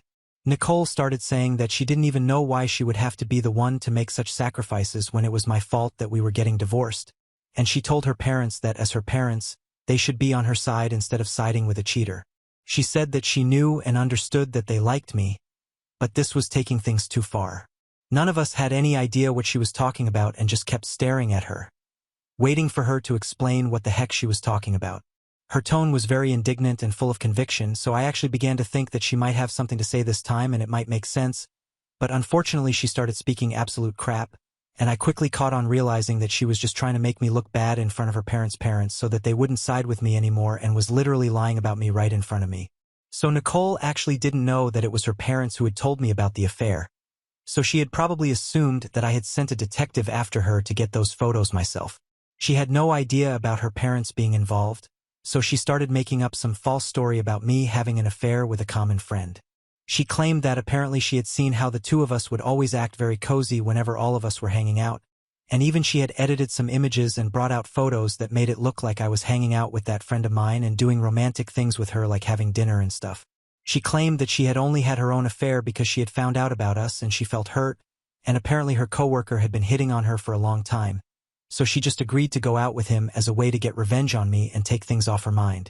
But now that it was all out in the open, she told her parents that she expected them to throw me out of the house and cut me off forever. She told them that she didn't appreciate their relationship with me and wanted an end to it because she was sure that I was the one who had asked them to get involved even now, or even told them about the divorce in the first place and manipulated them to believe me instead of her and portray myself as the victim, and had asked them to organize this meeting between us. I knew that she was screwed at that point because she had just dug herself a hole that she couldn't get out of because she had made up a fake story to expose me and get her parents back on her side, which was pretty much the worst move that she could make given the circumstances, and surely enough, her mother started yelling at her almost immediately and said that she couldn't believe that she had thought that we would always be stupid enough to believe her lies and her badly edited pictures. Nicole was quite taken aback by that reaction. It was clearly not what she was expecting. Her parents told her that they had expected her to be honest after she had been caught at the very least, but clearly they had failed somewhere while raising her because she had turned into a horrible lying cheater. Then the big reveal happened, and my in-laws finally told her that it was them who had told me about the affair and handed me the photos. So there was no point in lying to them and trying to save face because everybody knew the truth, and boy was Nicole's face worth seeing at that point. Then they got into a huge fight, which was inevitable because Nicole felt betrayed and said that she hated the fact that they always treated me like their own son but were willing to sell out their own daughter for my sake, and her parents were naturally very upset that she had turned out the way that she did. They also called her stupid for not being able to realize that they were the ones who had told me about the affair, since they had also confronted her about it before and asked her several times if she had anything going on with that coworker, and she told them that it had occurred to her that they might have told me, but it seemed absurd since at the end of the day, they were her parents and she expected a certain degree of loyalty from them no matter what she was doing. So they kept arguing for a while, and she stormed out after some time saying that she didn't want to speak to any of us because she was just done with everyone. She was pretty upset, and I kind of felt bad for her because I could understand that not having your own parents on your side, that's going to sting. But after things had calmed down a little, my in-laws told me that they had made up their minds, and they said that they were going to change the will and make me the sole heir to their inheritance because clearly Nicole did not deserve it and they wanted me to have it because they felt like it was more appropriate. It was a huge move, and I felt uncomfortable taking money from them, such a huge amount as well, because I would essentially be taking it away from Nicole. So I told them that I needed some time to think about it because this was a big deal, and I couldn't just say yes and be done with it. There were going to be repercussions of this, and I wanted to think about it all before I came to a decision about what to do. So I told them that I wanted to take my time and think about it before I said anything, and they agreed. They told me that I had all the time in the world to think about it, but it's been days and I still don't understand if it would be the moral and ethical thing to do. I know that Nicole ruined our marriage by cheating on me, but the amount that I'm going to inherit and take away from her is a lot, and I don't understand if it's fair or not. I have been thinking about it, and I am at a loss right now. That's why I'm here. So what if I agreed to take away my cheating soon-to-be ex-wife's inheritance worth $2 million? Update 1. Thank you guys so much for all the valuable comments and for being so supportive of me. I am doing fine emotionally by God's grace, and I have been talking to my friends about it as well.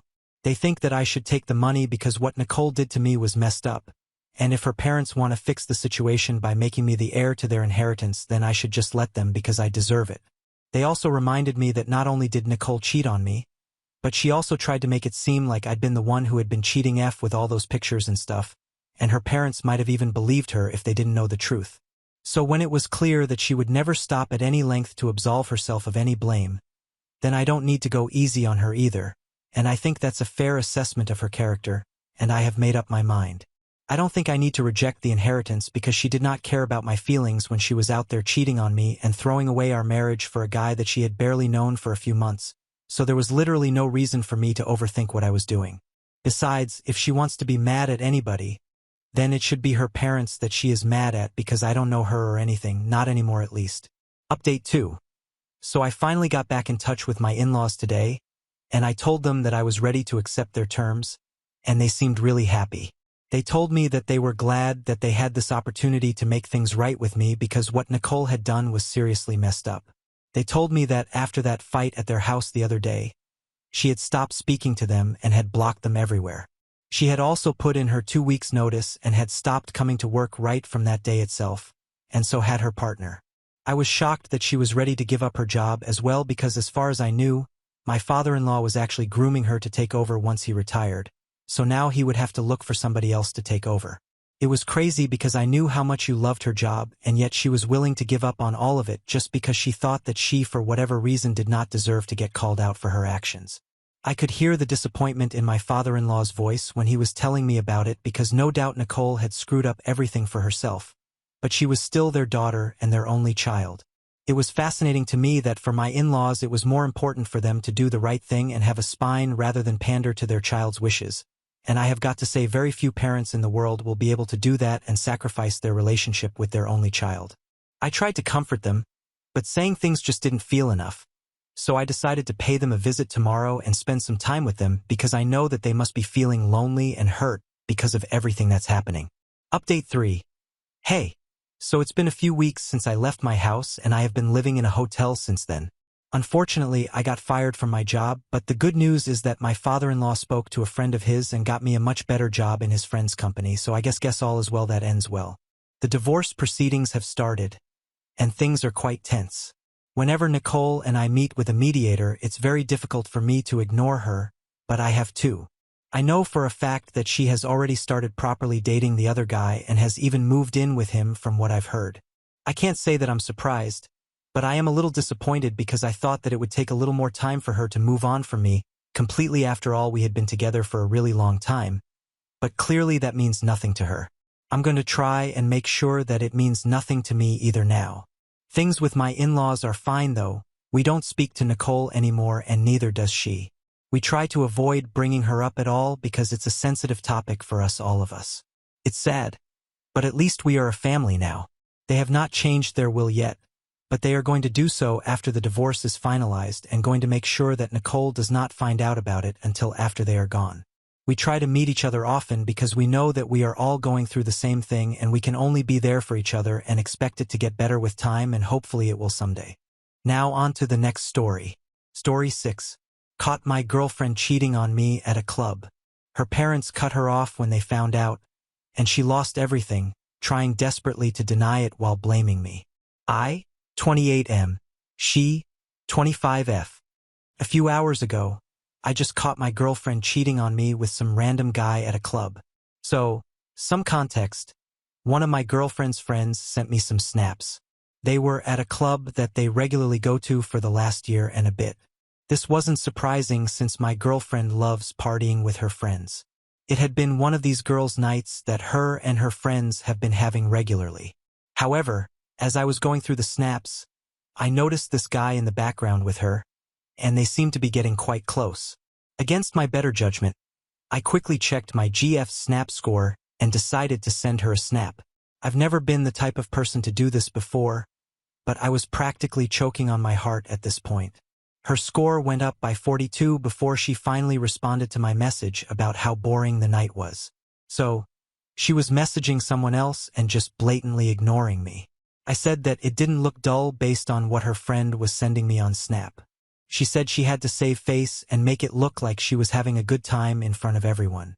Then she sends another one and said she has a headache. I tell her that I can come and get her. She reads it and doesn't respond. Then I send another one and ask if she wants me to pick her up, and the snaps her friend was sending me stop, and she stops posting them to her story as well. I snap her friend and ask if my GF is okay and if she needs a ride home, but she doesn't open it. I tossed and turned in bed, my mind racing with worry and frustration at this point. Why wasn't she responding? Why did her friend suddenly stop sending snaps? Who the hell was this guy? The image of that guy in the club with her kept replaying in my mind, fueling my anxiety. I couldn't shake the feeling that something was off and that there was more to this girl's night than she was letting on. Finally, I decided to make the move to get the hell out of bed and drive to the club that she was at. Yeah, maybe I was blowing things out of proportion, but I needed to know. I'm not normally like this, but something just wasn't sitting right. The whole drive to this club, I was thinking, what would I find when I got there? Would she be okay? Is she actually sick? Am I making this all up in my head? Would I look like that crazy boyfriend? I mean, I have legit timely thought about marrying this woman literally a few weeks ago. Now I'm not so sure. Everything felt so confusing. I had to make sure. I felt like an idiot as I pulled up to this dumb club, until I walked inside and saw her sitting with her body locked with some guy I've never seen before, and they're swapping spit at the back of this club, sitting on some booth. Her friend was the first to see me and ran up to her to tell her that I was there. And then she basically pushes this guy away and tells him something, and he takes off. But where he went. I walked up to them, and she tries to tell me it wasn't what it looked like, and I said it was exactly what looked like, and I'm asking who the guy was, and she's trying to tell me there wasn't a guy there and that I'm delusional. I guess whatever we were saying to each other was looking pretty heated, and her friend had told security to get me out of there, and then security hauled me out of the club and I just drove home. Now I'm typing this on my couch, and she's tried to call me, but I haven't answered. She's texting me and saying that I'm blowing this whole thing up and that I don't trust her, and I've totally lost it, and I had no right just showing up like that. I'm gonna pack up my stuff after this and head over to a buddy's place to crash there. I just don't even know what to think. I saw what I saw, and I know that she was with a guy. Update 1. Just like that, after 5 years it was all over. I had only been in one other relationship before her, and it didn't end well. I've been burned by life, and she knew it. My high school girlfriend ended up tragically passing away. I wasn't anywhere near ready for a girlfriend after the pain of the first, and I was far too young. I guess maybe I jumped into this with her without even knowing who she was. I can still vividly recall the day we met. It was my first time at a music festival. My friends had actually dragged me to go, and it hasn't really been my scene. I do love music, but I'm not a huge fan of crowds, which is why I never went out to the clubs with her, and so it just ended up turning into girls' nights. I spent the majority of the festival just sort of on the sidelines reading a book, and I was perfectly happy this way. Then suddenly, she walks up to me and she's got purple hair and a stellar body, and she's dressed up like a fairy, and she's got glitter all over, and just like the movies, there's a gust of wind, and I can smell her perfume. She says I look lonely. Without hesitating, she sat next to me and suggested that we take turns reading my book aloud, and so our love story began. But now it's crashed and burned, and it was all a lie. This devil woman totally laser-beamed me in. I always thought she was out of my league. We were complete opposites, but that's what I thought brought us together. I was an introvert, and she was the most extroverted person I had ever met, and honestly, she was so hot it seemed like a perfect match. As she dragged me out to festivals and events, while I preferred blending into the background with her by my side, she really pushed me out of my comfort zone, and at the time I appreciated it. She even got excited about my hobbies, joining me on hikes and playing video games, but now I know that she was trying to turn me into someone I'm not, and I've realized that I don't even recognize the person I am anymore. I got this really intense opportunity to be an IT tech at my buddy's startup about 2 years ago, and it really pushed me to my limits. It was something I've always wanted to do, but it's been a lot of work. I worked long hours and a lot of overtime. As such, I really haven't had the desire to go out on the weekends or during the week to clubs and shows anymore. I just wanted to chill at home and decompress. But she wasn't really into that. But I didn't want to be the boyfriend who dragged her down and stopped her from doing what she loved, so she'd go out, and I'd stay in and play some video games. I found out who the guy is. I guess it's the manager of this club that she regularly goes to with her friends for these girls' nights, and he sets up the pub crawls and stuff, and I guess that's how they met originally. She went on a St. Patrick's Day pub crawl around the time that I got this new job. She's been claiming that he's gay, but a friend of mine says that he's a notorious boy with the ladies. I don't believe a word my ex says. She was using girls' night as an excuse and was really just going to meet him this whole time. Anyways, it's been a week, and I recently went to her place with 2 of my buddies to collect the rest of my belongings and pack up my tools from the workbench I had made there. Her mom happened to be there and wasn't expecting me to tell her that I was leaving her daughter. She was totally taken aback. I told her her daughter had cheated on me, and she looked like she was going to be physically ill. I said, "Yeah, tell me about it." She instantly turned red and asked me if this was true. Well, my ex starts coming at me and telling me that I'm a pea and a liar and that I can't be starting things with her mom, and she's trying to tell her mom that I have no idea what I'm talking about and that there wasn't even a guy there, that I'm just insecure and looking for an excuse to get rid of her. Her mom started yelling at her right in front of me and asked her who she thought she was and how she could treat me like that. Her mom had known that I was considering marrying her. I had asked her and my GF's father for her hand in marriage. They literally loved me, and honestly, I never had a great relationship with my own parents, and they made me feel like their own. Anyways, her mom brought that up and told her that I was going to marry her, and that she ruined it all and royally messed up her life and her future, and that they wouldn't be helping her with her master's degree anymore. She was wanting to take her master's in psychology, and they said they weren't going to help her with the place she was in right now either, and that she had to take care of the bills on her own. Her mom tells her she's on her own. Well, all hell broke loose after that. They were yelling at each other while I was packing up the last of my stuff. I just had to leave. I couldn't deal with it. My buddies were great and helped me pack up my stuff fast and got me the hell out of there. I was moving into my buddy's place with him for a while until I found a place of my own. We also shared a checkings account, and I pulled all of the money out of that and put it into my savings. All of it. I also canceled her car insurance because I was paying for that. There were also tickets for a few concerts that she had talked me into going that I really didn't want to, so I sold those. We were on the same phone bill too, and I quickly went and canceled that, but because of the billing period, I have to wait for the next month before she's off of it completely. Update 2. It didn't take her long to realize I took out my money from the account. She called and flipped out on me, saying that she wasn't going to be able to pay pills that month. I said, "Whose fault was that?" I blocked her number. Then she tried to contact me on Facebook and Instagram, and I wasn't having it. She was posting pictures of her and that dude with his tongue down her throat, and she was trying to send me sexually suggestive memes on Instagram. So he's gay, but his throat is down her throat? How does that make sense? I went ahead and blocked her dumbass on there too, and then she was trying to talk to me on Snap about how I owed her money and I was making her homeless and how she got into a fender bender, and it cost her a fortune, and that's how she found out the hard way that I had canceled her policy. Her friend that went to the club with her was trying to talk to me and telling me that I was OS for treating my ex this way and leaving her high and dry. So I blocked her friend too. After that, I purged all of my social media of her friends and family. I can't lie. I'm still very much hurting. I'm now in my own place and I have my own space. I haven't started dating yet. I just still feel hollow as all hell. Update 3. It's hard to describe right now how I feel besides being angry, SL jealous, SL revenge, SL shame, slanting to just end everything all rolled up into one. I feel low, guys, real low.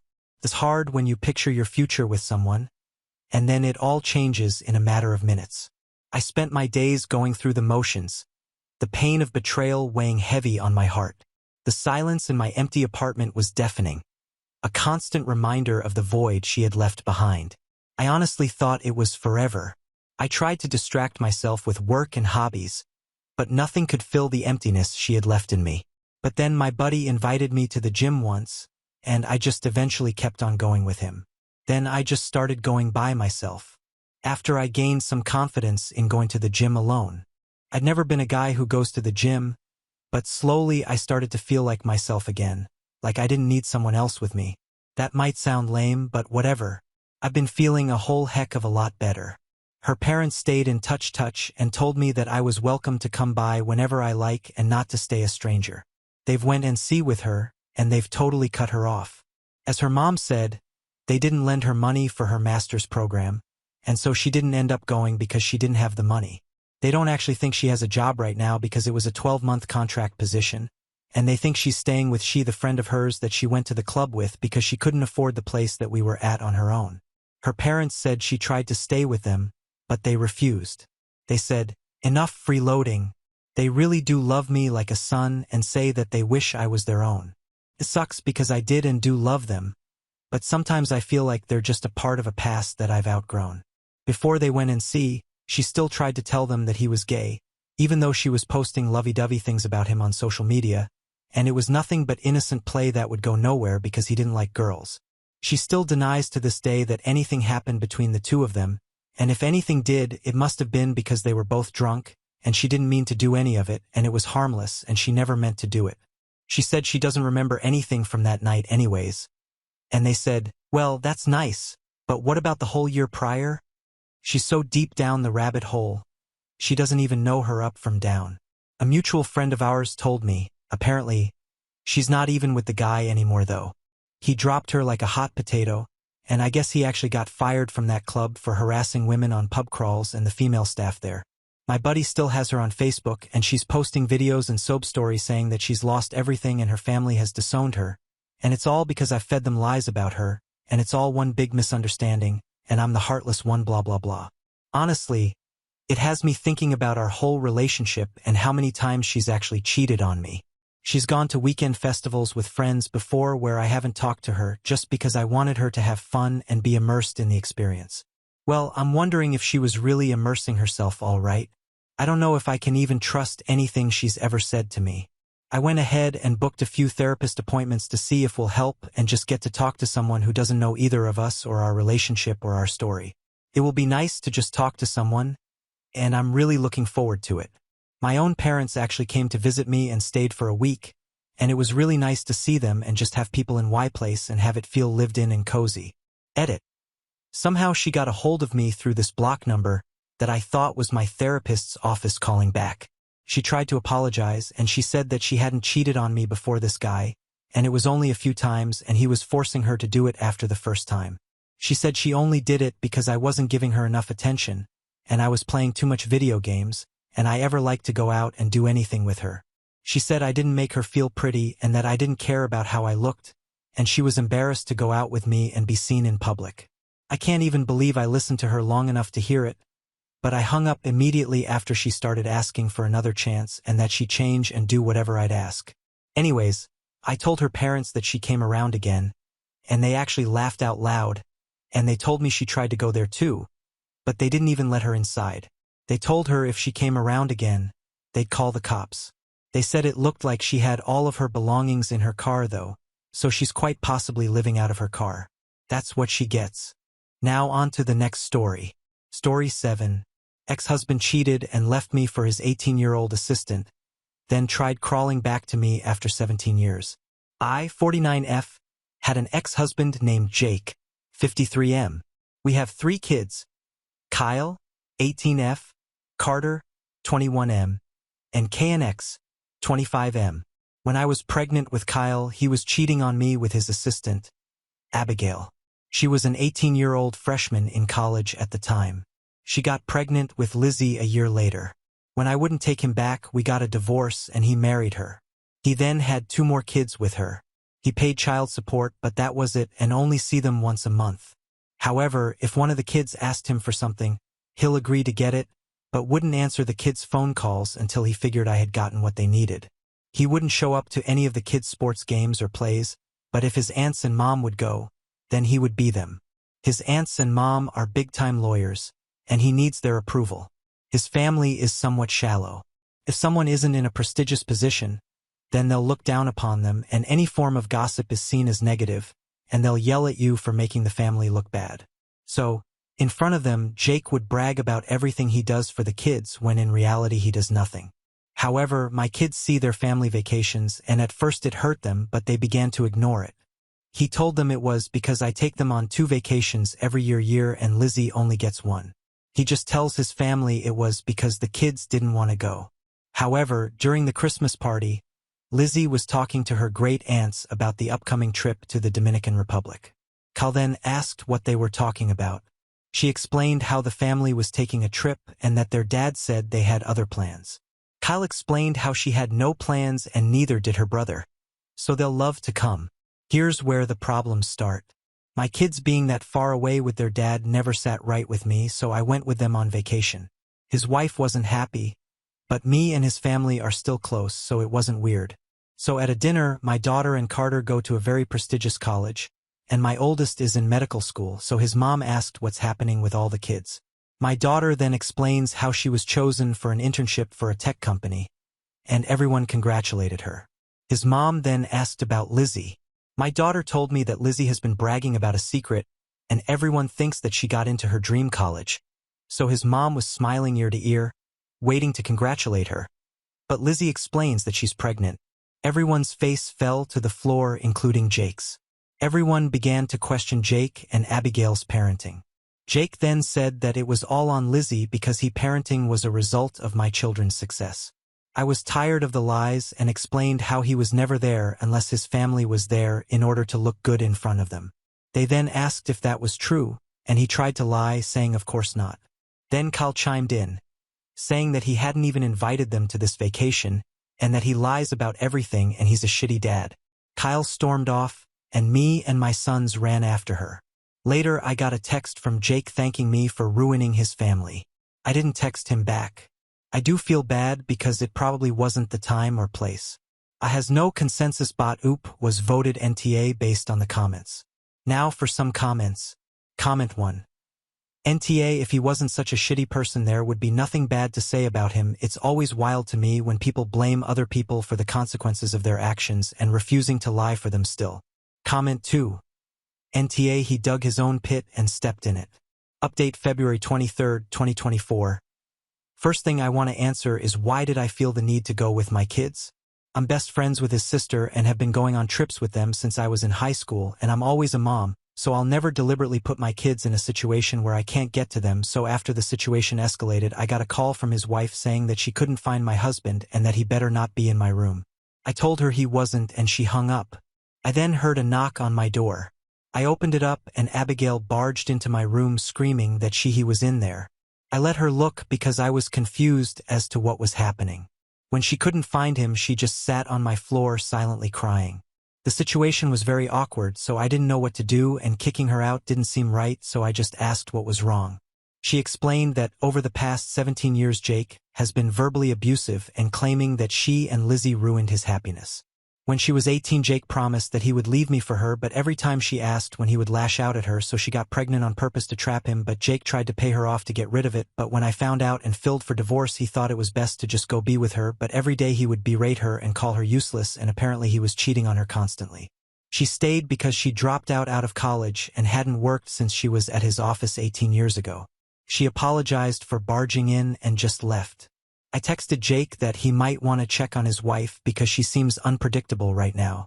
I didn't get a text back, so I assumed everything was okay, so I just went to bed for the night, but the next morning I woke up with a really long text from Jake, so I'll just summarize what it says. He told me how sorry he was for stepping out on our marriage, and that was the biggest mistake he ever made. He wished he was more involved with me and the kids, and he hated seeing Lizzie and Abigail every day. He explained that why he took on more hours so he could be away from them, and that subsequently affected our kids. He said Abigail explained how she told me everything and that he was finally happy the truth was out so he could get away from them. He hoped that after all this time I could forgive him and we could repair our relationship. I explained to him that we have no need for a relationship.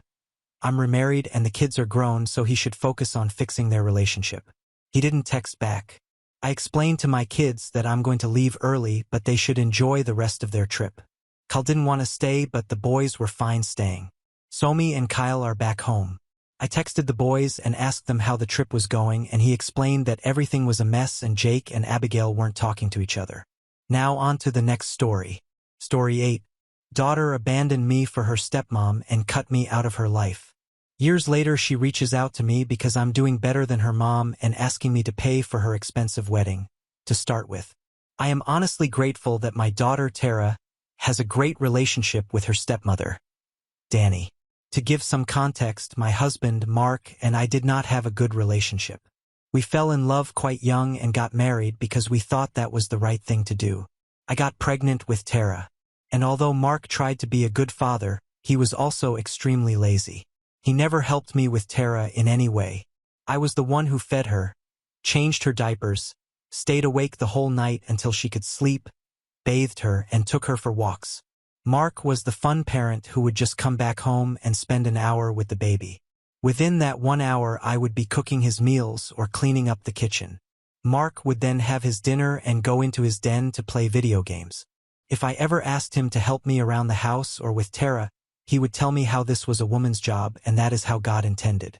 This would lead to us having disagreements where I would plead with him to help me out because I was too exhausted, but he would refuse point blank. One time I was too sick to even move around, so I asked him to please look after Tara so I could take some rest and recover. He started an argument with me, calling me lazy and saying how his mother never asked his father for help. It really angered me because he was as much Tara's parent as I was, yet he never lifted a finger. I yelled at him that if he didn't help out, I would pack my bags and leave him. This rattled him a bit, so he grumbled. But at the end, he took a leave of absence to take care of Tara, so I could sleep for a few hours as my maternity leave was coming to an end. I asked my mother if she could babysit Tara during my working hours, and she graciously accepted. Mark's mother never even offered to help, but I was fine with it. Mark didn't like that I was going back to work since he had been trying to get me to be a stay-at-home wife for a long time, but I would always refuse. Now, looking back, I am thankful that I never left my job since Mark lost his job when his company downsized. This was a shock to him as well as other employees who were let go. When he told me, I wanted to panic also because we needed the money for household expenses and taking care of Tara. However, I knew if I panicked he would get even more anxious, so I assured him that I would bear all the expenses around the house until he could get back on his feet. Since he did not have a job, I asked him to look after Tara so my mother could get a break from the babysitting duties. At first Mark didn't want to, but eventually he agreed. Every day I would come back home to Mark sitting in the same spot on the sofa playing video games with Tara playing on the floor nearby. Basic needs like meals and baths were neglected, and I often returned home to find Tara hungry and unkempt. This would obviously make me pissed because on one hand I had no choice but to work hard to single-handedly support my family, and on the other hand I felt guilty that my daughter was being neglected. I remember that during this time we would fight a lot more, with Mark saying how he was trying to find a job, yet he never went for any interviews. 6 months after spending his days at home, Mark told me how he wanted to take up a business course. He had always wanted to start a business, but I just didn't think it was the right time since I wanted him to find a stable job for the time being. However, he apparently had discussed with his parents already who were ready to pay him for the college fees. I was the last one he informed as if I meant nothing to him as a partner. I think this should have been my time to leave, but like a fool who refuses to quit, I stayed. While I worked and looked after Tara, Mark went back to study. Eventually he graduated and started his own business. It was doing well, so he started hiring people under him. This is how Danny came into his life. She was this young, perky girl straight out of college and was hired to be his personal assistant. Danny and Mark would spend hours together, but I never thought anything about it. The thought of him cheating never even crossed my mind. However, Mark started introducing Tara to Danny every time he took Tara to his office and insisted on Tara and Danny spending time together. This made me a bit suspicious. I asked Mark outright if there was something between him and her, but he denied, vehemently telling me that I was overthinking. I dropped it until one of my friends called me one day and told me that she saw Danny and Mark sitting in a cafe holding hands. She had no idea who Danny was, but from her description of that woman sitting with Mark, I knew it had to be Danny. I was not only embarrassed that my husband was cheating, but I knew that everyone would now find out about it. That evening I insisted on Mark inviting Danny for dinner, telling him how I should know her also since she worked for him. He had no idea that I now had proof of his discretions. During dinner I told him directly that I was done with them sneaking behind my back and that I knew everything. Mark froze as Danny went pale as a sheet. I told her that I didn't care if she was sleeping with my husband because at this point no one could save our marriage. Danny and Mark looked at each other and she finally confessed that she was in love with Mark. She went on to say that she didn't mean for this to happen and that she was sorry for everything. However, Mark asked me why I had invited Danny if I already knew everything and started telling me how I had no right to embarrass them. He told me how he was not going to sit there and apologize since I was the one who had failed at our marriage first. I scoffed as he went on to blame me, saying how I should have tried to keep him satisfied, but I never did because I was always too busy trying to be independent. I shook my head and reminded him how my work put food on the table while he was jobless and also when he was off going to study. Mark argued that I could have left my job after his business was doing well, but I told him that I couldn't take any chances and we both needed to have jobs so we could bring in the income necessary for our future. I was so pissed at this man for trying to weasel his way out of this fiasco that I went on to tell him how I had never neglected him or Tara and always did all the house chores, regardless of my job, so he had no right to blame me. He kept trying to blame me, but I ignored him. I looked at Danny and mouthed her, "Good luck," before excusing myself from the table. I knew exactly what I had to do now. In some way Mark was freed from the burden of finding an excuse to divorce him. Yes, I used to be in love with him at one point, but since Tara we had just become roommates living in the same house. I was the one doing the bulk of the work around the house anyway, so I had nothing to lose. Now by leaving him, I packed my bags along with Tara's while Mark kept asking what I was doing. I informed him that I was leaving and would be sending him divorce papers soon. He tried to argue, saying that I was being too cold and that we should take a beat to think about it, but I didn't think there was anything left to think about anymore. I simply had enough and went to stay with my parents for the time being. If you are wondering if his parents ever reached out to me and comforted me, then you were wrong. They never said anything to my ex for breaking up the family. It was only later that I found out the reason why. You see, Danny was not just young. She also came from a wealthy family as well, and by marrying her, Mark would be securing his money back. Honestly, I did not care about all that, and my goal was simply to ensure that Mark and I could be good co-parents for the sake of Tara. From my first impression, Danny didn't seem like a bad person, so I hoped that she could be a good step-parent for my daughter as well. During the divorce, I took half of my husband's assets, which was a lot since his business was making 6 figures. I bought a place for myself and Tara to live in. Mark and I had shared custody, so while I got Tara from Monday to Friday, he got Tara from Friday evening until Monday morning when he would be dropping her at school. After our divorce, he immediately let Danny move in with him. Tara would come back home and tell me how Danny and Mark would take her to expensive restaurants for dinner or to amusement parks. She would always be really excited to meet them during the weekend. In the beginning, I didn't notice anything. However, my daughter started detaching herself from me more and more. I was the parent who would make her finish her homework or teach her to do chores around the house. Just back things like washing her own dishes or folding her laundry, and she didn't like that. I was the one who would make her eat healthy food and would refuse to order from MCD every day. She would always insist on me buying her expensive gifts, which I didn't think were appropriate for a kid. Mark and Ann, on the other hand, were the fun parents who took her everywhere, and she would spend her weekends doing absolutely nothing except watching TV or eating good food. She would often tell me how chill they were, and if I didn't listen to her, she would say hurtful things like she wished she lived with them only. This would break my heart, but she was a kid, so I would let it slide. When Tara was 12, Danny got pregnant with twins. Tara was really anxious during time and would constantly keep on asking me if Mark would still love her, and I would have to reassure her that her father would love her no matter what. Her anxiety got so bad that I had to talk to Mark about it. In the end, he did talk to Tara and reassured her that nothing would change between them. However, Tara informed him that she wanted to spend more time with him, and he agreed. Hence, she started going to his place on Wednesday evenings instead of Fridays. Tara had her own room in the house until then, but since the twins were coming, Mark told her that they would renovate the basement for her, while her bedroom would turn into a Tara agreed. This all happened without my knowledge because at this point my daughter was hardly communicating with me.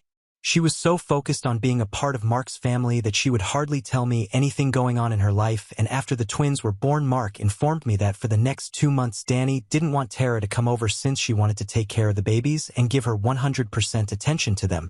I yelled at him that this would seriously hurt his daughter and make her question if he even loved her, but he argued back that he needed to be there for Danny and the twins and they were his first priority. When I broke the news to Tara, she started to cry and kept asking why Danny didn't want her anymore. I did my best to reassure her as much as I could. After a month, when Mark came to pick her up, Tara was beside herself with joy. She later told me how adorable the twins were and how beautiful her room was in the basement.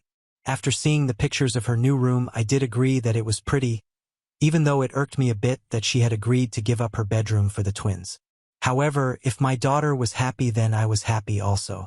As days went on, Tara would find excuses to spend more and more days with her father. She would tell me how she loved babysitting the twins since Danny sometimes needed a break. This really pissed me off, so I forbade Mark from using his daughter as a stand-in babysitter, but he argued that this is how children bond.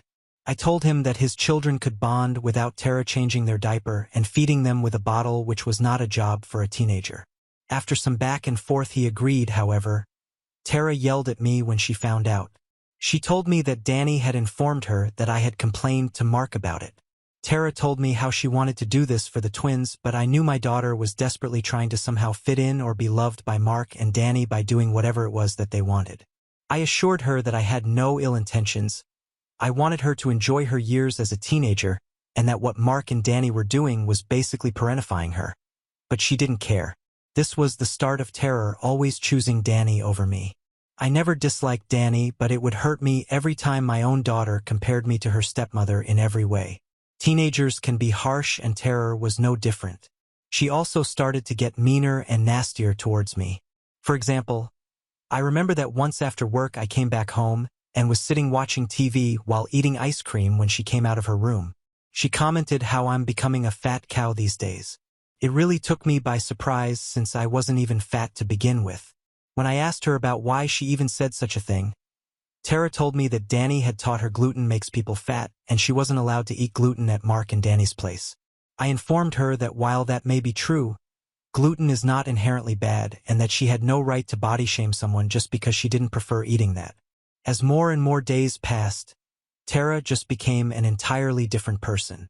In every other conversation she would bring up how Danny did this or that, and it essentially felt like she was turning into a mini Danny herself.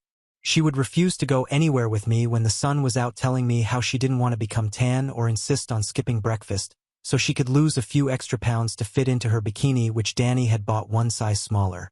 She would weigh herself every day and would note down her weight in a diary. She would tell me how Danny had told her that she had the potential to take part in beauty pageants if she stuck to this routine. I was so pissed when I found out about this. Up until that point, I never had a conversation with Danny, but I decided enough was enough and I finally reached out to her. However, Danny didn't see any issues with my daughter's behavior and told me how she had simply suggested Tara take part in a beauty pageant and that it wasn't her fault if Tara had actually taken it to heart. I pointed out to her how Tara clearly saw her as a second parent, so she should be more careful with her words. But Danny told me how I should push my daughter to be the best version of herself instead of trying to bring her down. I was really taken aback by her words and asked her to keep her weird ideologies to herself. Later, Mark called me to yell at me about how I should not talk to his wife this way. When I informed him about everything, he told me that he agreed with Danny and that Tara should not take Danny's advice or suggestions to such extreme. I yelled back at him to open his eyes because clearly Tara was being influenced, but my ex-husband clearly didn't care enough. I did try to talk with Tara and tell her how she should enjoy her teenage years as much as she could without worrying about all these trivial things like weight and getting tan, but Tara remained steadfast in her resolve, closing herself off for me and shutting down any attempts at open communication. It was a heartbreaking realization, watching my daughter slip further away with each passing day. She would also not come to me for any decision or general life situation. For example, if her school was taking her on a trip, she would wait to visit her father so he could sign the form for her, even though I never had any problem with her going. Also, it was like she didn't see any real importance of me in her life at all. I found myself relegating to the sidelines, a mere spectator in her life. As a result, I was quite depressed, But during this time I met a man who changed everything in my life. Henry and I met when I was at the lowest point of my life. When he and I started dating, he would see how much Tara's behavior was affecting me and would reassure me that every teenager goes through a rebellious phase. However, things just got worse and worse. Tara and I would get into constant fights, either about her falling grades or her not submitting her assignments on time, and this is when Tara would start to blame me for everything. She would also constantly comment on how she understood why Mark left me for Danny. This was a sore topic for me, and it would break my heart every time she would say this angrily. I hate to write this, but I started to pull away from my daughter bit by bit. When Tara turned 18 and it was time for her to go to college, she and Mark came to me to discuss something important. I thought it was about the college fees, and I was ready to tell Mark that I was ready to pay half of her college tuition. But Mark instead informed me that Tara wanted me to give up my right to be her parent. I sat there shocked as Tara told me that she had been thinking about this for a long time and that she wanted Danny to officially adopt her. I was so taken back that at first I thought this was all just a bad dream. But Tara pleaded with me that she loved Danny more than me and she wanted her to be her real mommy. I asked her to explain her reasons, hoping to dissuade her from pursuing this. Tara spoke earnestly, explaining how she felt a stronger bond with Danny and how she admired her stepmother's qualities and accomplishments. She expressed that if she became a legal child of Danny, she would also become a part of her inheritance, since that is what Danny's parents had expressed to her. As Tara poured her heart out, I struggled to contain my emotions. It felt as though my world was crumbling around me, as if everything I had worked so hard for was slipping through my fingers. The realization that my daughter no longer saw me as her mother was a devastating blow, one that left me reeling with a sense of profound loss. Tara continued to plead with me that she had always seen Danny as her real mother, so I should not fight this. Mark chimed in, agreeing with Tara and telling me that I should not take this personally and that I should respect Tara's wishes. For the next few weeks, I had a tough decision to make. Despite the pain coursing through my veins, I knew that I had to consider Tara's wishes. I couldn't force her to maintain a relationship that she no longer desired, nor could I deny her the opportunity to seek happiness on her own terms. My parents tried to talk to Tara, but she refused to entertain their calls. In the days that followed, I grappled with a whirlwind of conflicting emotions. I mourned the loss of the bond one had shared with Tara, grieving for the daughter I had once known. But amidst the sorrow, I also felt a sense of resignation, a quiet acceptance of the inevitable. I would constantly cry in front of Henry, who was the only one who stayed by my side. Even he felt what Tara was doing to me was unbelievably cruel. With a heavy heart, I reluctantly agreed to Tara's request, knowing that it would mark the end of a chapter in both our lives. I won't get into the legal details, but it did take a couple of weeks. In the end, Tara and I were legally separated, and Danny proceeded with the adoption process. After this, Tara basically stopped talking to me. I can't even write how painful those days were for me. I had lived up until then just for my daughter, but watching her drift away from my life was extremely painful. I have to admit that Henry did keep me alive and never left my side. He encouraged me to go to therapy and moved in with me so he could take care of me. I even left my job at that time, and he looked after me completely. I was diagnosed with depression and started taking medications. Watching Henry rallying behind me, I found a new reason to keep myself alive. Slowly but surely, I started to heal and stopped blaming myself for everything. He encouraged me to join his business just to keep myself busy, and I agreed. Henry was the partner I never had, but I did deserve. I poured myself into my work and my relationship with Henry, finding joy in the simple pleasures that life had to offer. For the last 6 years, I have worked with Henry to build his business, and he has made me an equal partner given me a seat at the table. We respect each other professionally as well as personally. We got married and have built a good life for us. Never in my wildest dreams I thought Tara, who had not even given me a call once over the last few years, would call me out of the blue yesterday. Her unexpected call caught me off guard, stirring up a whirlwind of emotions I thought I had buried deep within. She asked me about my life and informed me about hers. I didn't know why she was calling, but I was glad that she remembered me after all this time. At the end of the day, regardless of what a legal paper says, she was my daughter, and I will always continue to love her no matter how much she hurt me. I thought she had matured and wanted to have a relationship with me. However, this is when our conversation shifted to her approaching wedding. I was surprised that my baby girl was now getting married and I could not contain my emotions. Tara then informed me that the reason she had called me was because she wanted me to pitch in for the wedding expenses. I was taken aback as she went on to tell me how Mark didn't have much money to offer since his business had been affected during COVID and never really recovered, while Danny had refused to help her out much for the wedding since she wanted to save money for her twins. Tara went on to tell me how she knew I was doing well now that I was married to Henry, as she would occasionally stalk me on social media, so she wanted me to pay for her wedding since I basically owed her. All my emotions of joy and excitement quickly turned to shock and disbelief, as I could not believe what Tara was saying. She was acting extremely entitled when she had been the one who had left me behind. I politely told her that although I was happy that she wanted to have a relationship with me, I was not going to just forgive and forget whatever had happened in the past. I reminded her how she basically wanted me to give up my parental rights so Danny could adopt her, and how she considered her to be her real mother, so I didn't see why she needed me to help her out in any way. Tara argued that I was still her biological mother and it wasn't fair that I had so much money now. She told me that giving her a few $1,000s for the wedding wouldn't even be a big deal. I made it very clear to her that while I wished her all the happiness in the world, I couldn't simply write a blank check to cover the cost of her wedding. She got pissed and called me a few bad words, basically blaming me for abandoning her and telling me how I didn't fight for her enough all those years ago. It was like she was trying to grasp at straws just to justify her actions, and our conversation wasn't really going anywhere. She angrily disconnected the call, and now I'm left wondering if I should have just helped my daughter out for her wedding, which I can very much afford to do so. Am I the a-hole for not helping my daughter? Update 1. I never expected this post would blow up in a matter of days. I have had hundreds of complete strangers reaching out to me on Reddit telling me that I should under any circumstances concede to my daughter's demands. When I posted this, I was feeling so guilty because she is after all my daughter, but seeing all your comments about how she is basically using me has me questioning my own judgments. It's very difficult as a parent to stop loving your child even if they don't want you anymore. Tara will always be my baby, but I have to accept that she is no longer a child and has turned out to be an entitled adult.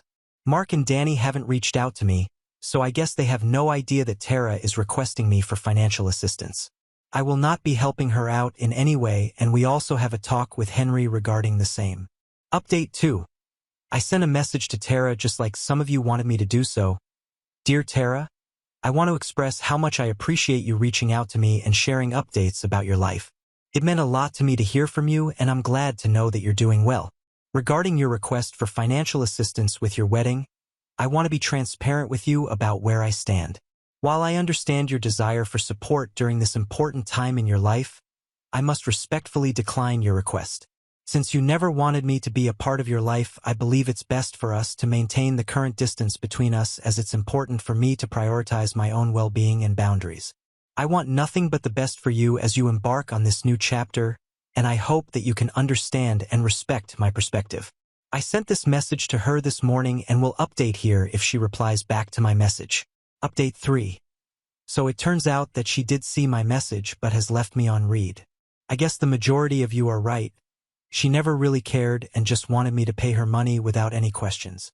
Henry is not happy with how Tara has behaved with me and has asked me to block her, so she cannot contact me further with any unwarranted requests. Up until this moment I was a bit conflicted, but now I will do so. As for those of you who are worried about my will, don't worry. Even though Henry and I don't have children, he does have nephews and nieces, so we will mostly be leaving them everything. I appreciate all the support and advice I have received from the Reddit community. Moving forward, I will focus on my own well-being and continue to cherish the loving relationship I have with my husband. Now on to the next story. Story 9.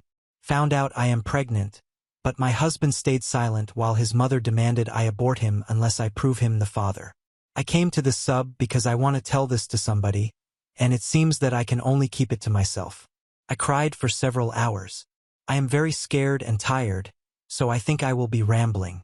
I just want to put this somewhere, and my husband and his family don't know English, so this place makes me feel safe. I learned that I am pregnant this morning. I don't know how long that has been. I told my husband the next moment I knew. He was happy. He told me he was glad. He was very happy when he left to meet his parents. I opened my door today to my mother-in-law and him. He did not tell me she would come, and he knows I don't do well with announced visitors, especially of that importance. It was her second or third time on our apartment, but she acted like it was hers. She ordered me to sit and I felt so anxious. My heart was beating so fast. It all felt so unsafe. I kept looking at my husband, but he never looked me in the eyes. He was looking at the floor or at his hands. His mother demanded a paternity test right after congratulating me. Felt so awful. She didn't say anything rude or bad, but it felt like she did. Felt like she called me a prostitute. I was shocked and I kept trying to get my husband to look at me, but he would not. She noticed and ordered me to look at her, and that her son would not help me. Felt so scary. She started to threaten me with the lawyers that are friends to their family. She told me that if I was smart, I would go with her to the clinic tomorrow and this will all be otherwise. Felt so awful.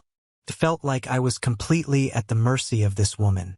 It felt like she could just grab me and put her hands inside me herself, and my husband would not protect me.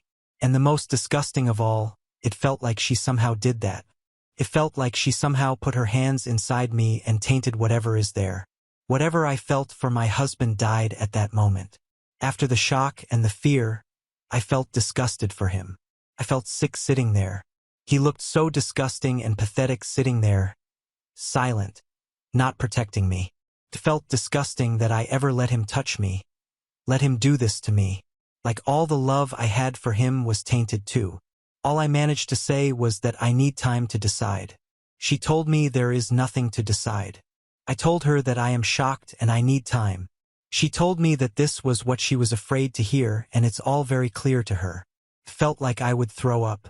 I wanted to cry so badly, and my voice was shaking, but I didn't cry. She said that she is sorry that it had to be this way, but she gave me 3 days. My husband stood to see her out, not saying a word to me. He went to see her to her car, and I was left alone. I immediately cried. I felt so scared. I felt like they could barge in and just take it out of me if they wanted, like they thought so little of me. Did my husband always think that I was cheating? Or did they always look at me and thought that I am unfaithful? Several times I tried to throw up because I was crying so hard. Why didn't my husband protect me? This is not who I married. The last time I felt so unsafe was when I was in my parents' home, and I vowed that I would never feel this way again. I married him because I felt like he could protect me, and he didn't. I still feel sick and disgusting for letting him touch me, for being pregnant by him. When I heard him come back, I locked the door to the bathroom and I have been there ever since, crying. He didn't say a word to me. I am waiting for him to fall asleep so I can fall asleep on a couch we have in the kitchen. I don't ever want to be in the same bed with him again. I may not think clearly, but I want a divorce. I will never feel safe with this man, and I would never love him again. I know that for certain. I will never be sure that he will protect me. I can't stay. The thing that makes me scared is that I want an abortion. It was the first thing I Googled. What I have inside me is his. It ties me to him and to his mother. I want it out. While I was crying, I scratched my stomach unintentionally, and now it all red and itching. I can't think about what is inside of me without crying in hysteria. I want out. I want to be safe. It's strange and cruel, but I don't feel bad for wanting a divorce. I will lose the future that I wanted and all my friends, and I will have to start all over again, but I did it once when I left my birth house. I will do it again. I feel nothing towards what is inside of me. It reminds me of his mother, and it scares me. I want it out. I never thought about abortion before, never been around pregnant people much. Right now I don't feel anything, but writing this post helped me calm down and I sort of have a plan now. I don't know if I should move out first or go to a doctor first. I am afraid they will lock me if they find out for some reason. This reminds me of the time I left my parents, and my head feels clear. I am not so panicked anymore, and I mostly feel numb, but I was crying a lot earlier. I guess that's all. I want to sleep and I need to go to work tomorrow. I think that is good because I have the excuse to be out of the flat. I don't feel safe here. Thank you for listening. I have no friends to tell this to. Comments where OP has replied. Comment 1.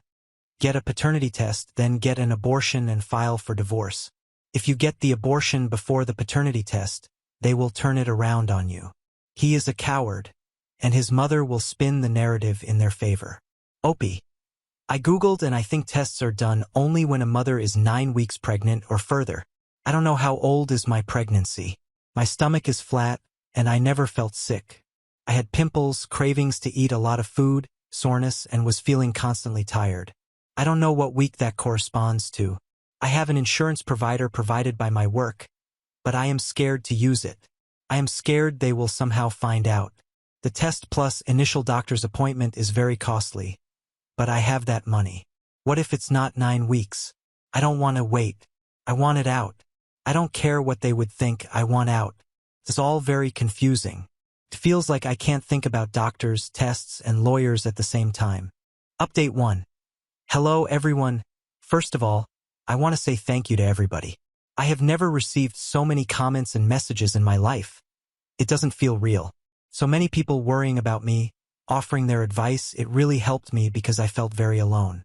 So I wanted to say thank you and sorry for taking so much time and not replying to everybody.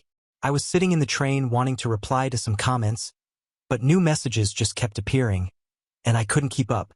I don't think I've even interacted with as much people in my life.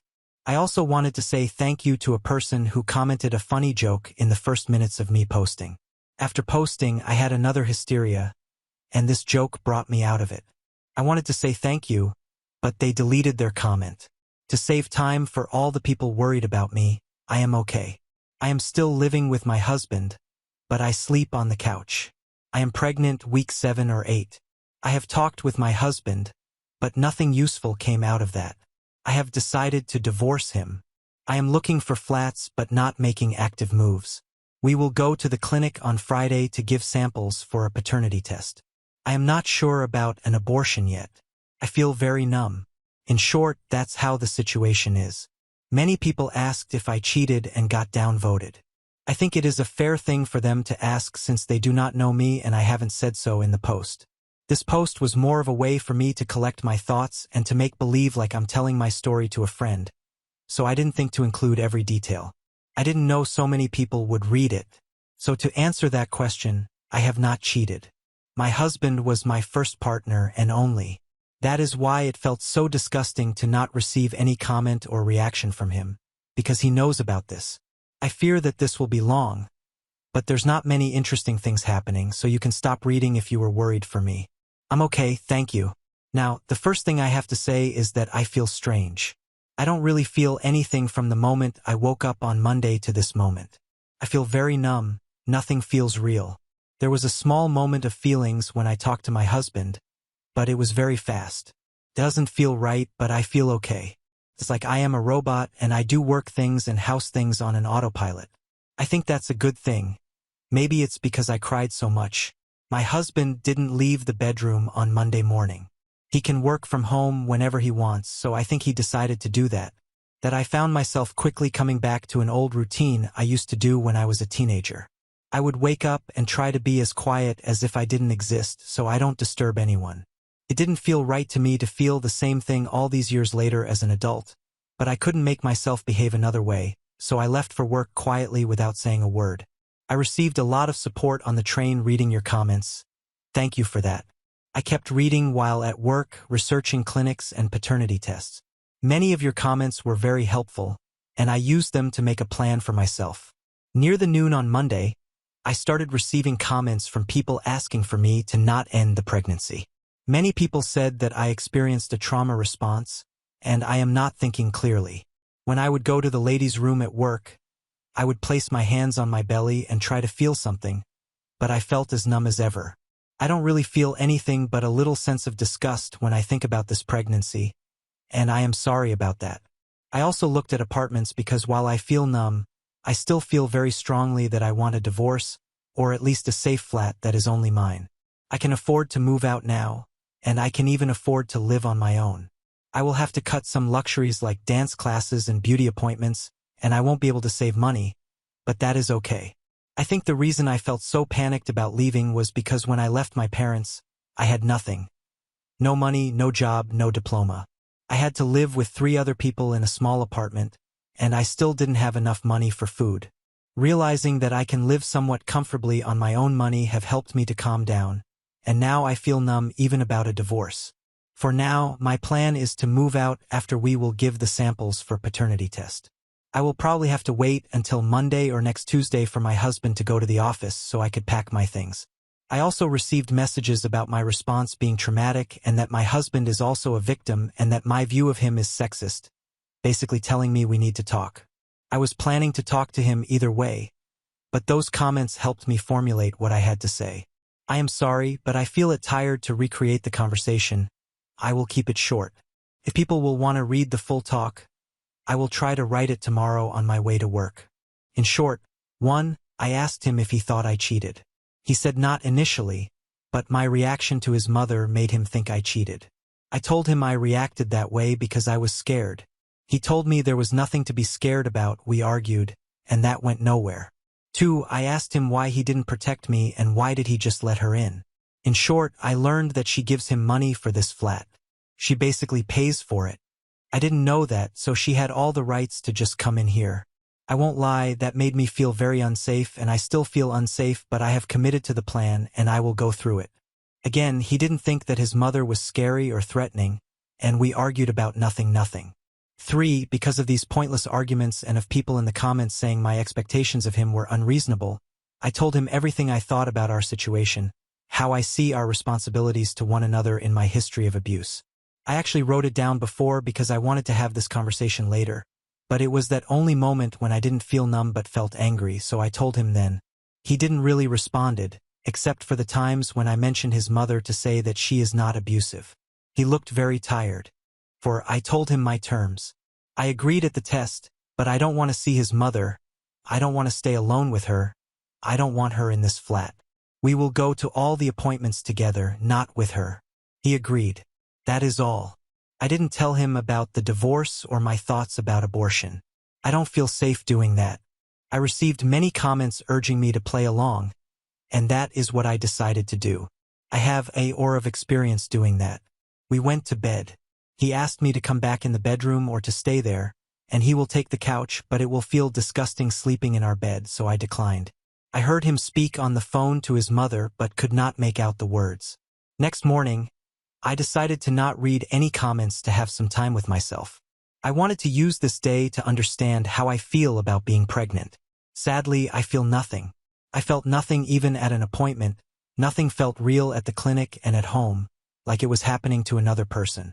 Doctor gave me recommendations, list of medications, list of diet restrictions, and list of other doctors I have to go to, and all those things look very alien to me, like it's all a pretend game. I don't think what I am feeling is okay, but it helps me to have a clear mind, so I am not worried about it. I decided to give my husband until Monday to do something, to apologize or to talk to me, anything really. If not, I will definitely divorce him. As for the baby, I will not do anything about it until I move out. I miss the window when an abortion is done via shot anyway. Anything after that is invasive. I don't really feel anything towards being pregnant, and I will wait to see if that changes. That's the plan now. My husband's mother still makes me nervous. If I think about seeing her again, I feel scared however, when I talk to my husband, he was very sure that he can keep her away until the results, so I don't know if my fears are reasonable. I don't know what else to say. I probably forgot something, and I will reply to comments tomorrow morning. I wanted to thank everybody for their support and advice again. It really helped me because all my friends are his friends, so I could not tell anybody, and seeing so much support gave me courage. Thank you. Update 2. Hello everyone, this is an update to my post, which is almost a month old now. As always, I wanted to say thank you for all the support and apologize for not updating sooner. My update was deleted, but things just kept happening every day, and I was too exhausted to rewrite the update. The main reason was not only the family drama, but my job. My boss didn't give me even one day off, so I had to do everything in the evening hours or weekends, which took a lot of time. December is a busy time in my line of work, so I often worked after hours. In short, I am no longer pregnant. I live in my own very expensive apartment, but I am not legally divorced yet. I lost all my friends. I don't really have anyone, but I'm okay. I don't want this to be long, so I don't want to repeat what I wrote in a deleted update. Maybe I can copy and paste it in the comments if people are interested. Writing down all that has happened feels like an impossible task, so please forgive me if it feels like some details are missing. I would try to stay in the comments and answer the questions if you have any, because I feel like I owe you that after all the support I got here. In short, I decided to stay with my husband and play along until I will find a new flat and get a paternity test done. My husband and I had a conversation. He refused to admit that his mother did anything wrong, told me I acted guilty, and I found out that our flat has been paid for by his mother. My husband makes good money, he can afford this flat. He agreed to let his mother pay for it so he could have more money for fun. It made me feel very unsafe and lied to. My husband promised me that I would never see his mother again and lied to me. We had one visit to the doctor with just me and my husband. When I arrived at the clinic to get the test done, my husband was not there, but his mother was. I feel shame remembering that I could not control my emotions at all. I called him crying, and he said he didn't break his promise because it is not a doctor's visit. They would just take our blood. He was late to his appointment. I was alone with his mother in the room, and I was crying the whole time. Nurses treated me badly, not talking to me and only talking to her and making faces when I made noises. Looking back, I see why they did that, because it did look like I was a young and stupid girl who cheated and is now paying for her choices the way I acted, but I could not do anything about it. I had another episode where I had no thoughts, only panic, and could not control my emotions. Later, I found out that his mother paid for the test as well. I still don't know why. He has enough money. After taking me home, he told me that I acted very inappropriately, and he feels ashamed because he can't invite his mother home. He also told me that my behavior makes him feel like he doesn't want to stay married to me. Now I feel even thankful for this comment. It snapped me out of my panic state. I felt a lot of shame for wanting a divorce, but this helped me understand that it is a right thing to do. In my last update, I wrote about how it felt like I was not fully there and that all of this is happening to another person. People told me that I am dissociating.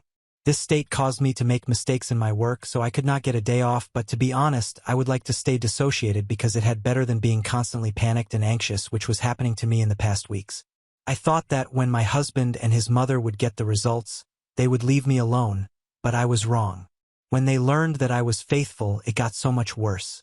His mother basically moved in with us. It was hell. She was texting and calling me all the time, demanding to know when I will be home.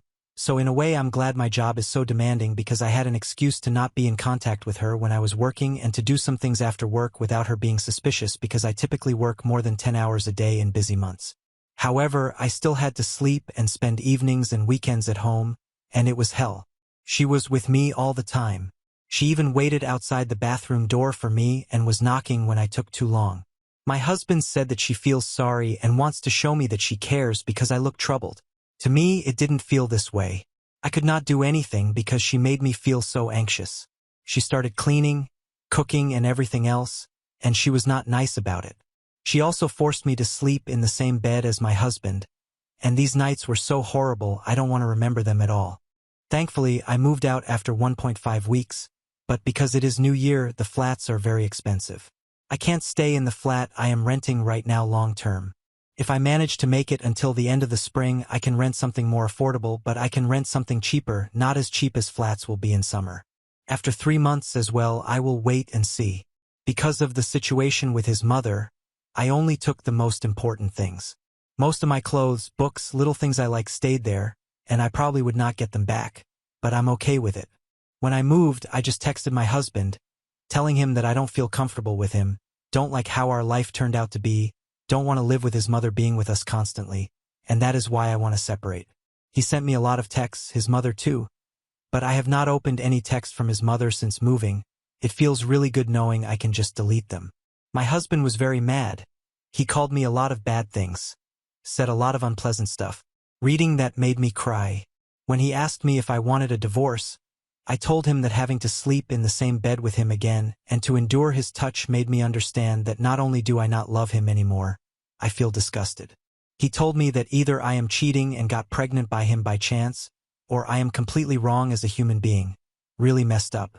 To be honest, I agree. I don't think it is normal to fall out of love this quickly, but I don't know why this happened. I guess I truly am a person who is very unwell. My husband demanded that I give him and his mother daily updates on my pregnancy. But by that time I was really sure that I wanted an abortion, so I had to move quickly. I would not want to describe in details what happened, but I would like to give advice and thank those who gave me that advice. Get someone to be with you while doing that. The first time trying to get the procedure, the woman at the reception told me that I had to give them my husband's written consent, and it made me so scared and panicked again I could not think clear. Later, listening to the advice I got from some people here, thank you so much, I searched for groups who help women in hard life situations and one of them helped me. They gave me a volunteer who was just with me during this. She told me that it's not legal for them to ask me that, and there are a lot of tricks they use to make women waste time. Without her, I would be so lost. I am so thankful. A lot of people were invested in my pregnancy and told me that I should keep it, that me wanting the abortion is a trauma response and I would feel guilty and bad after the procedure. I understand that they wanted the best for me, and I am sorry to say, but I don't feel bad at all. Honestly, despite the pain and the general feeling of being ill, which is still with me today, I felt so much better after the procedure mentally. I placed a lot of my attention on the divorce itself myself, thinking that it would put an end to my state of panic. But it turned out that ending the pregnancy was what I needed. I know it sounds bad, but I want to be truthful. My reasoning is, if it is a trauma response, this child does not deserve a mother like that, and I am apparently a deeply unwell person who can't control when they would become motionless and full of fear and who can fall out of love in a day, so I won't be a good mother to anyone. And I have to say with all certainty, my husband's mother does not deserve to have children in her care. I know I was emotional back then, but now I am sure she has made out of the same things my parents are made out of. I can just feel it. I should have been wiser and seen it before. I have some thought on why I haven't and why I didn't see the way my husband would be, but I need to think about it some more. I texted my husband I am no longer pregnant, and for now I'm ignoring his calls and texts. I can't deal with that. As I said, all my friends are his friends, and his mother told everyone that I was pregnant without my permission on her Instagram, so all of them knew that I was pregnant and probably know that I ended it by now. Some of our friends, mostly women, reached out to me after I moved and were offering support, but nobody texts me now and 2 of them unfollowed me on Instagram. I knew that would happen and I'm okay with that. I never had friends, I was always a weird person, but still having people to talk to and hang out with was nice, and I feel sad thinking about what they must think of me now, but these are not my friends, so I have to leave. That's all I have on my mind now. I probably forgot something again. I am mostly in bed today trying to get better because I have to work next week with overtime as well. Thank you again for all your well wishes and advice. You helped me in all of this because I didn't feel so alone. I wish you all happy holidays, and I hope that yours are nice, fun, and you spend them the way you wanted to. Now on to the next story. Story 10. Husband knocked up his side chick. So I forgave him and secretly adopted the twins as our own. But then caught him banging my sister in our bed. Kicked both of them out. I am not sure how to start or explain this, but recently something happened with my husband that has left me feeling hurt, embarrassed, and confused. It's been weighing heavily on my mind, and I haven't been able to bring myself to talk to anyone about it yet. Just for context, my husband Ken is 7 years older than me. We met when I was 21 years old and at a really low point in my life. My ex used to be abusive and manipulative, so when I met Ken after my breakup, I found him to be different, or so I thought. He was the perfect boyfriend to me and was the complete opposite of my ex. He would plan all our dates, was a good listener, and knew what he wanted in his life. He told me very early on that he was looking to date someone who he could eventually get married to. Since he was older than me, I was not sure if I should continue to date him as I was not sure about marriage. But as we continued to date, I slowly kept falling in love with him. Now, Ken doesn't have any parents, as he lost them in a car accident very early on in his life. I think this was a big reason as to why he always craved having a family of his own. When we started getting serious, I introduced him to my family, and my parents absolutely loved him. Ken was charming and confident, and I could see that my dad immediately liked that. Even my older sister, Jamie, had no negative comments about him. I remember very distinctly that Jamie had commented to me that Ken was a great catch. During this time, my sister was single, so I would often invite her to join us whenever we went out. It was great, The three of us always had a blast together, and I loved seeing them get along so well. There was never a hint of anything more than friendship between them. Eventually, my sister started dating her boyfriend Fred, and we all continued to hang out as couples. While our boyfriends weren't exactly best buddies, they got along fine, and we enjoyed spending time together as a group. However, I would notice sometimes that Ken would get really riled up while talking to Fred. Fred was basically a happy-go-lucky chap who believed in crystals and astrology. Now, there is nothing wrong with that since he and my sister bonded over it, but Ken was vehemently opposed to it. He would tell me things like how my sister deserved much better than a lunatic or how Fred was a weirdo. I would try to let it slide, however, once the four of us had gone out for dinner, nowhere fancy, and usually we would each take turns to pay. It was Fred's turn and he didn't have the money, so he asked my sister to pay for it, telling her that he would pay her back. Hearing this, Ken openly mocked him, saying how a real man never lets his lady pay and how he could take care of Jamie much better than him. We all froze in shock, and I stared at him incredulously. Ken tried to backtrack, saying he meant that she was a sister to him since he was my boyfriend and could take care of her like a family. I shook my head but kept my mouth shut at that time since I didn't want to make things more awkward for us publicly. Later, when I confronted him, he insisted how he had grown close to my family and cared about them like his own. He told me that Fred needed to do better, and I asked him to butt out of their business. I told him that he had no right to speak that way to my sister's boyfriend, and I wasn't going to let it slide the second time. Since then, Ken has kept his mouth shut around Fred. Ken continued to have a good rapport with my parents throughout our dating phase, so it was no surprise that when he proposed to me, I said yes. I did have butterflies and felt anxious about my decision, but I did believe that Ken was the one. We had a grand wedding, and I have to say that Ken left no stone unturned in giving me the wedding of my dreams. My parents did contribute partially to our wedding, but Ken shouldered the major parts. All my friends and cousins were really envious of my wedding and told me how lucky I was to have found an older guy who had it together. Throughout all my wedding planning, my mom and Jamie were very much involved in making sure that everything went to plan. We went on a honeymoon to Hawaii, which was a place I had always wanted to visit one day. Ken and I had a wonderful time, and everything seemed to be going smoothly for us. The trouble only happened after we came back home. Ken was at work and I was working from home. I work as a graphic designer for a foreign company, so I have the luxury of working remotely from anywhere. There was a knock on my door, and I thought that maybe it was the delivery man. I opened it up to see a pregnant woman standing on my doorstep. She told me she was looking for Ken. I told her he wasn't at home at the moment, but I would be happy to take a message for her. She looked at me intently, biting her lips nervously. I could feel like something was wrong, so I asked her if she was okay.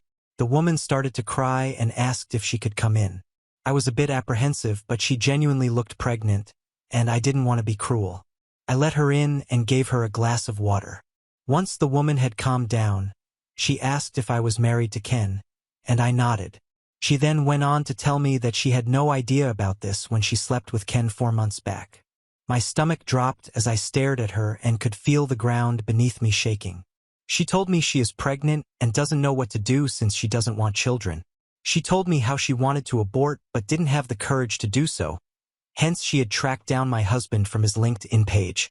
She told me how she had followed him back from his office to our home yesterday evening, but couldn't let herself knock on her door since it was a Saturday. Today she assumed that he would be home and had come to confront him. Unfortunately for me, my husband was working. Hence I was the one who opened the door to her. My heart felt like it dropped into my stomach. I couldn't process what I had just heard. The man I was married to, the man I had supported through thick and thin, had betrayed me. I rushed to the bathroom, trying to make sense of it all. How could someone I thought was sweet and kind do something so awful? I had been nothing but supportive and loyal throughout our entire relationship. Felt like a punch to the gut. I started to hyperventilate, and everything felt like a bad dream. The woman kept crying and pleading with me to calm down, and I felt sorry for both her and me to be in this predicament. I called my husband and told him that he needed to come home immediately. I don't know whether it was the way my voice was shaking, but he did leave work in the middle of the day to drive back home. When he entered the house, his eyes fell on me sitting with the woman immediately. I saw his face drained color. I knew then, without him even admitting, that the woman was right. My husband had indeed cheated on me. The love of my life had got another woman pregnant. Tears ran down my face as my husband came up to me and got down on his knees. He started to tell me how this was all a mistake, and he never meant to hurt me. I kept asking why he would do this to me, and he told me that it was just a one-night stand and that it meant nothing. He then went on to explain how 4 months ago he was too stressed out with our wedding planning and met her in a bar when he and his coworkers were out drinking. She approached him, and he found her attractive. They hooked up in the washroom, and that was that. To her credit, the woman agreed with him and told me how she thought she would never see him again until she found out she was pregnant. I shook my head and informed Ken that his one mistake was now going to cost us because she is pregnant with his child. At that moment, I wished I was never married to him. My heart was in pieces. Ken shut his eyes when the lady informed him that she was pregnant with twins. He then asked her that she was just a stranger to him, so there was no guarantee that it was even his children. The lady agreed to do a paternity test. She told us how she didn't want the babies or any child support. She had been thinking about giving up the babies, but decided to inform him before she did that since he had a right to know. She told that we could decide and let her know whatever we wanted, and then she left. The next few days Ken continued to plead with me to not leave him. He kept telling me how that woman meant nothing to him and that he wasn't in the right mind. There were so many justifications that he came up with, which all boiled down to him saying that this would never happen again. I felt like I was walking through a fog during those days. I would stay curled up in my bed for days because I didn't know what to do. I did want to leave him, but at the same time, I felt like I would slip into depression. Everything felt different and broken. I could still remember how devastated Ken looked when the woman told us that she would be giving up the babies for adoption. Ken and the lady did end up getting a prenatal paternity test, which proved that it was indeed his kids. Up until that time, I had a bit of hope that maybe she was wrong, but the pain returned again when I saw the results. Ken sat me down and informed me that he had always wanted to be a father and how this should be a blessing for both of us. I looked at him pissed as he continued to explain how we should think about adopting the babies from the woman. Hearing this, I started yelling at him, asking him if he had in fact gone crazy. I told him that there was no way that he was going to suggest something so ridiculous to me. But Ken tried to pacify me, saying how we were always going to have children down the line, so why not adopt the kids when we have the opportunity to do so? He told me how God was giving me the perfect opportunity to never have to worry about getting pregnant down the line since we would already have these kids. When I was still not convinced, he started talking about how difficult his life was when his parents passed away and how difficult living in an orphanage was. I knew that this was a dark phase in his life, and he did go to several foster homes, which scarred him even further. Ken broke down in tears and begged me to think about this in a cool mind and reconsider my decision. I asked him about what would we even tell my parents since his cheating incident was embarrassing enough, and I could not let my family find out that I was not going to raise his affair kids. Ken winced at the words and told me how I knew that the woman meant nothing to him and that when it came to the children, I had nothing to worry about since we could always say that they were adopted. I started to laugh and pointed out how that might be difficult since the kids might start to look like him. But Ken told me that we would cross that road when we had to.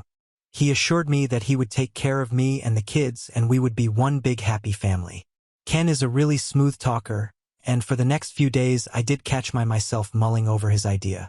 It was true that the woman and Ken had no emotional connection, and she seemed like a nice person since she had been quite truthful to me.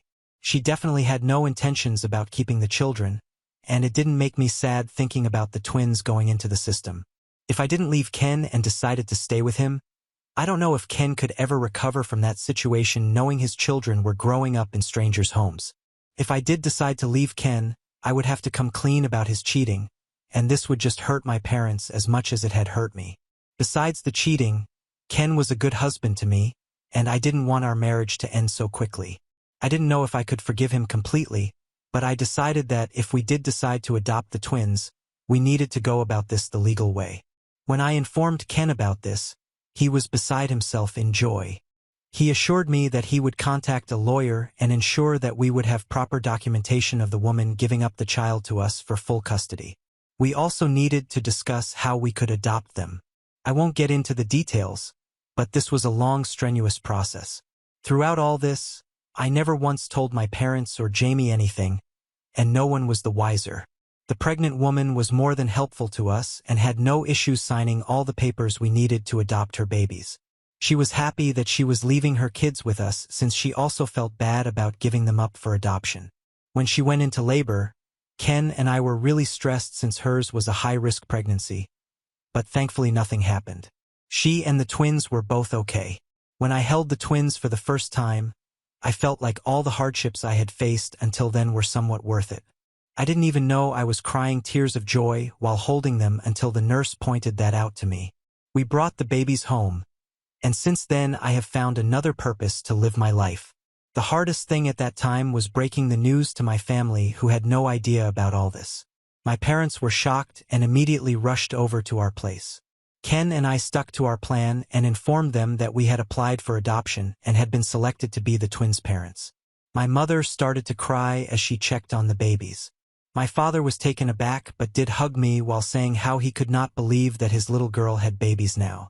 I got so emotional hearing that. The rest of the family, including Jamie, did come and visit us, and they were all surprised with our decision but understood. No one doubted us, and I was glad since I didn't want to deal with explaining the truth to them. Besides, I had chosen to let go of Ken's mistakes, and I just wanted to move on with my babies. Trevor and Zach are the best boys I could have ever asked for. They are just adorable and are what you would expect boys to be.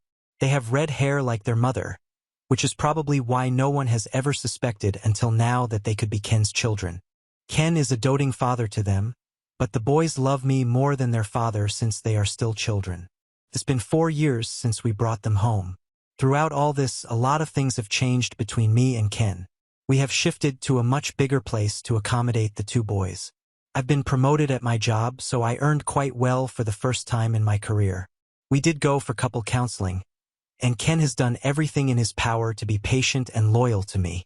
My sister Jamie and her boyfriend Fred had tied the knot 2 years ago. Their wedding was fun, and we all had a great time. However, 3 months ago we found out that Fred was leaving Jamie, which was quite a shock since they had been dating for a long time. Fred never disclosed to my parents any reason, but since he and I had a good rapport, he told me how he had found out that Jamie had been cheating on him with a coworker.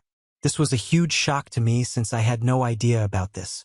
I did try to talk to Jamie about it, but she told me that she didn't want to talk, so I let it go since I wanted to respect her space. Jamie had to move in with us since the house belonged to Fred's parents who wanted her out immediately. Ken and I were more than accommodating to her.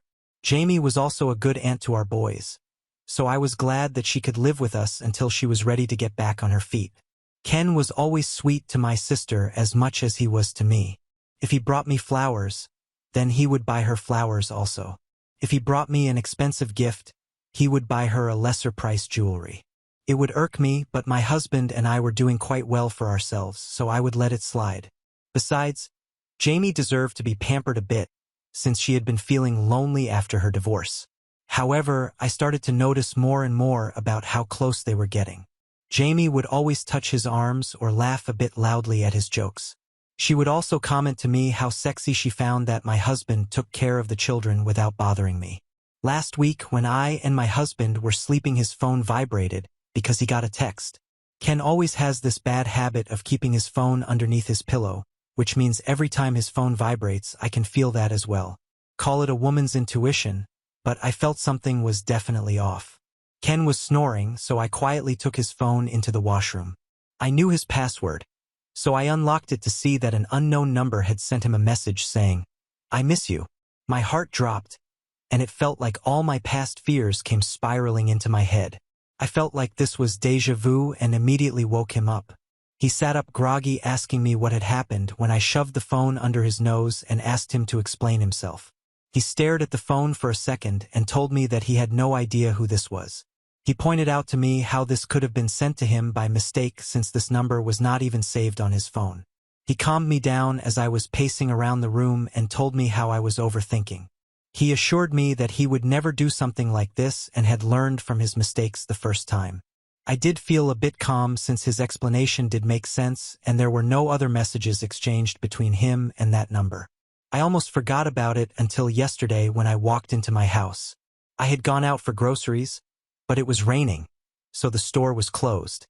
The twins were watching TV with the volume really up, which was almost deafening.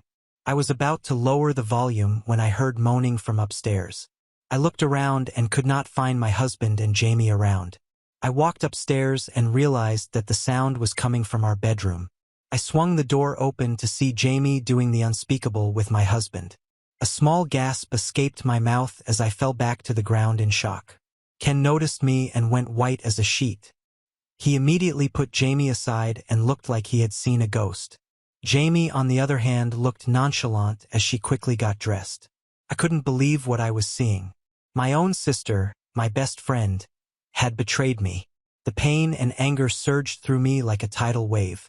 I felt like my world was crumbling around me. How could they do this to me? How long had this been going on behind my back? I wanted to scream, to lash out at them, but I was paralyzed by shock and betrayal. Before I could even process what was happening, Jamie spoke, her voice dripping with arrogance. "Looks like you caught us. Sis," she said, her tone mocking. "Guess you're not as smart as you thought." I started screaming abuse at her, telling her how dare she come into my house and sleep with my husband with my kids downstairs. Jamie looked unfazed and replied back that she had done no wrong since she and Ken were in love with each other. Ken immediately started to shake his head and deny this, but Jamie told me how it was clear to her that I wasn't a good wife to him and that I did not appreciate him as much, so she had decided to take matters into her own hands and started to flirt with him. One thing led to another, and she slept with him twice, both times when I was out with my boys doing some work. Only today I had gone alone and came back home earlier than expected. She said she saw an opportunity to take what she wanted, and she didn't hesitate to seize it. Ken tried to approach me, his face a mask of guilt and regret, but I couldn't bear to look at him. The man I had worked so hard to trust again had betrayed me in the worst possible way. But I was more pissed at my sister and her justifications behind why she would sleep with my husband. I screamed at her that I could not bear to look at her face and that she needed to leave the house immediately, otherwise I would call the police on her. Jamie yelled back at me that it should be me who should leave this house since this was technically Ken's house. She told me I had no right to tell her anything and that I needed to move out with my 2 kids. Ken started to protest, but I stopped him. I looked my sister straight in her eyes and told her, "Fine, but the kids stay." My sister looked at me confused, and this is when I revealed to her that these were technically my husband's kids, since he had slept with another woman years back and got her pregnant. Of course, I would have never left my kids here, but just needed an excuse to tell her the truth about Ken. She had clearly thought of him as this great man when he was nothing more than a coward and a cheater. The shock on her face was so evident that I could almost feel it as she turned to my husband demanding explanations. He confirmed the truth of what I had just disclosed. I could feel some kind of satisfaction as I watched her process the truth. She asked my husband why he had not mentioned it before, and he replied that it was none of her business and went on to clarify how although he hooked up with her 3 times including today, he didn't love her nor did he want to pursue any kind of relationship with her. Jamie's eyes widened in shock, and she asked slowly what he meant by that. Ken went on to tell her that he didn't have any feelings for her whatsoever and had made a huge mistake giving in to her. Jamie broke down. Ken asked her to leave the house so he could talk to me and knew that having her around would distress me even more. With tears streaming down her face, she packed up and quickly left. I took my boys into their room as I didn't want them to sense that something was wrong. Ken later came into the room and asked me to talk to him. By then my mind was already made up. I told him in the living room away from the boys' earshot that I was done with him. I asked him to pack up and leave since I could not leave with the boys. He started to plead and cry, but I was so done with his antics that I stopped him right there. I told him that he had done what he thought was right for him, and now I was going to do what was right for me. He tried to protest, but I stood my ground. In the end, he did leave with a suitcase full of his clothes. He told the boys that he was going on an urgent work trip, so they would not feel something was amiss. This all happened yesterday, and I have woken up today feeling broken.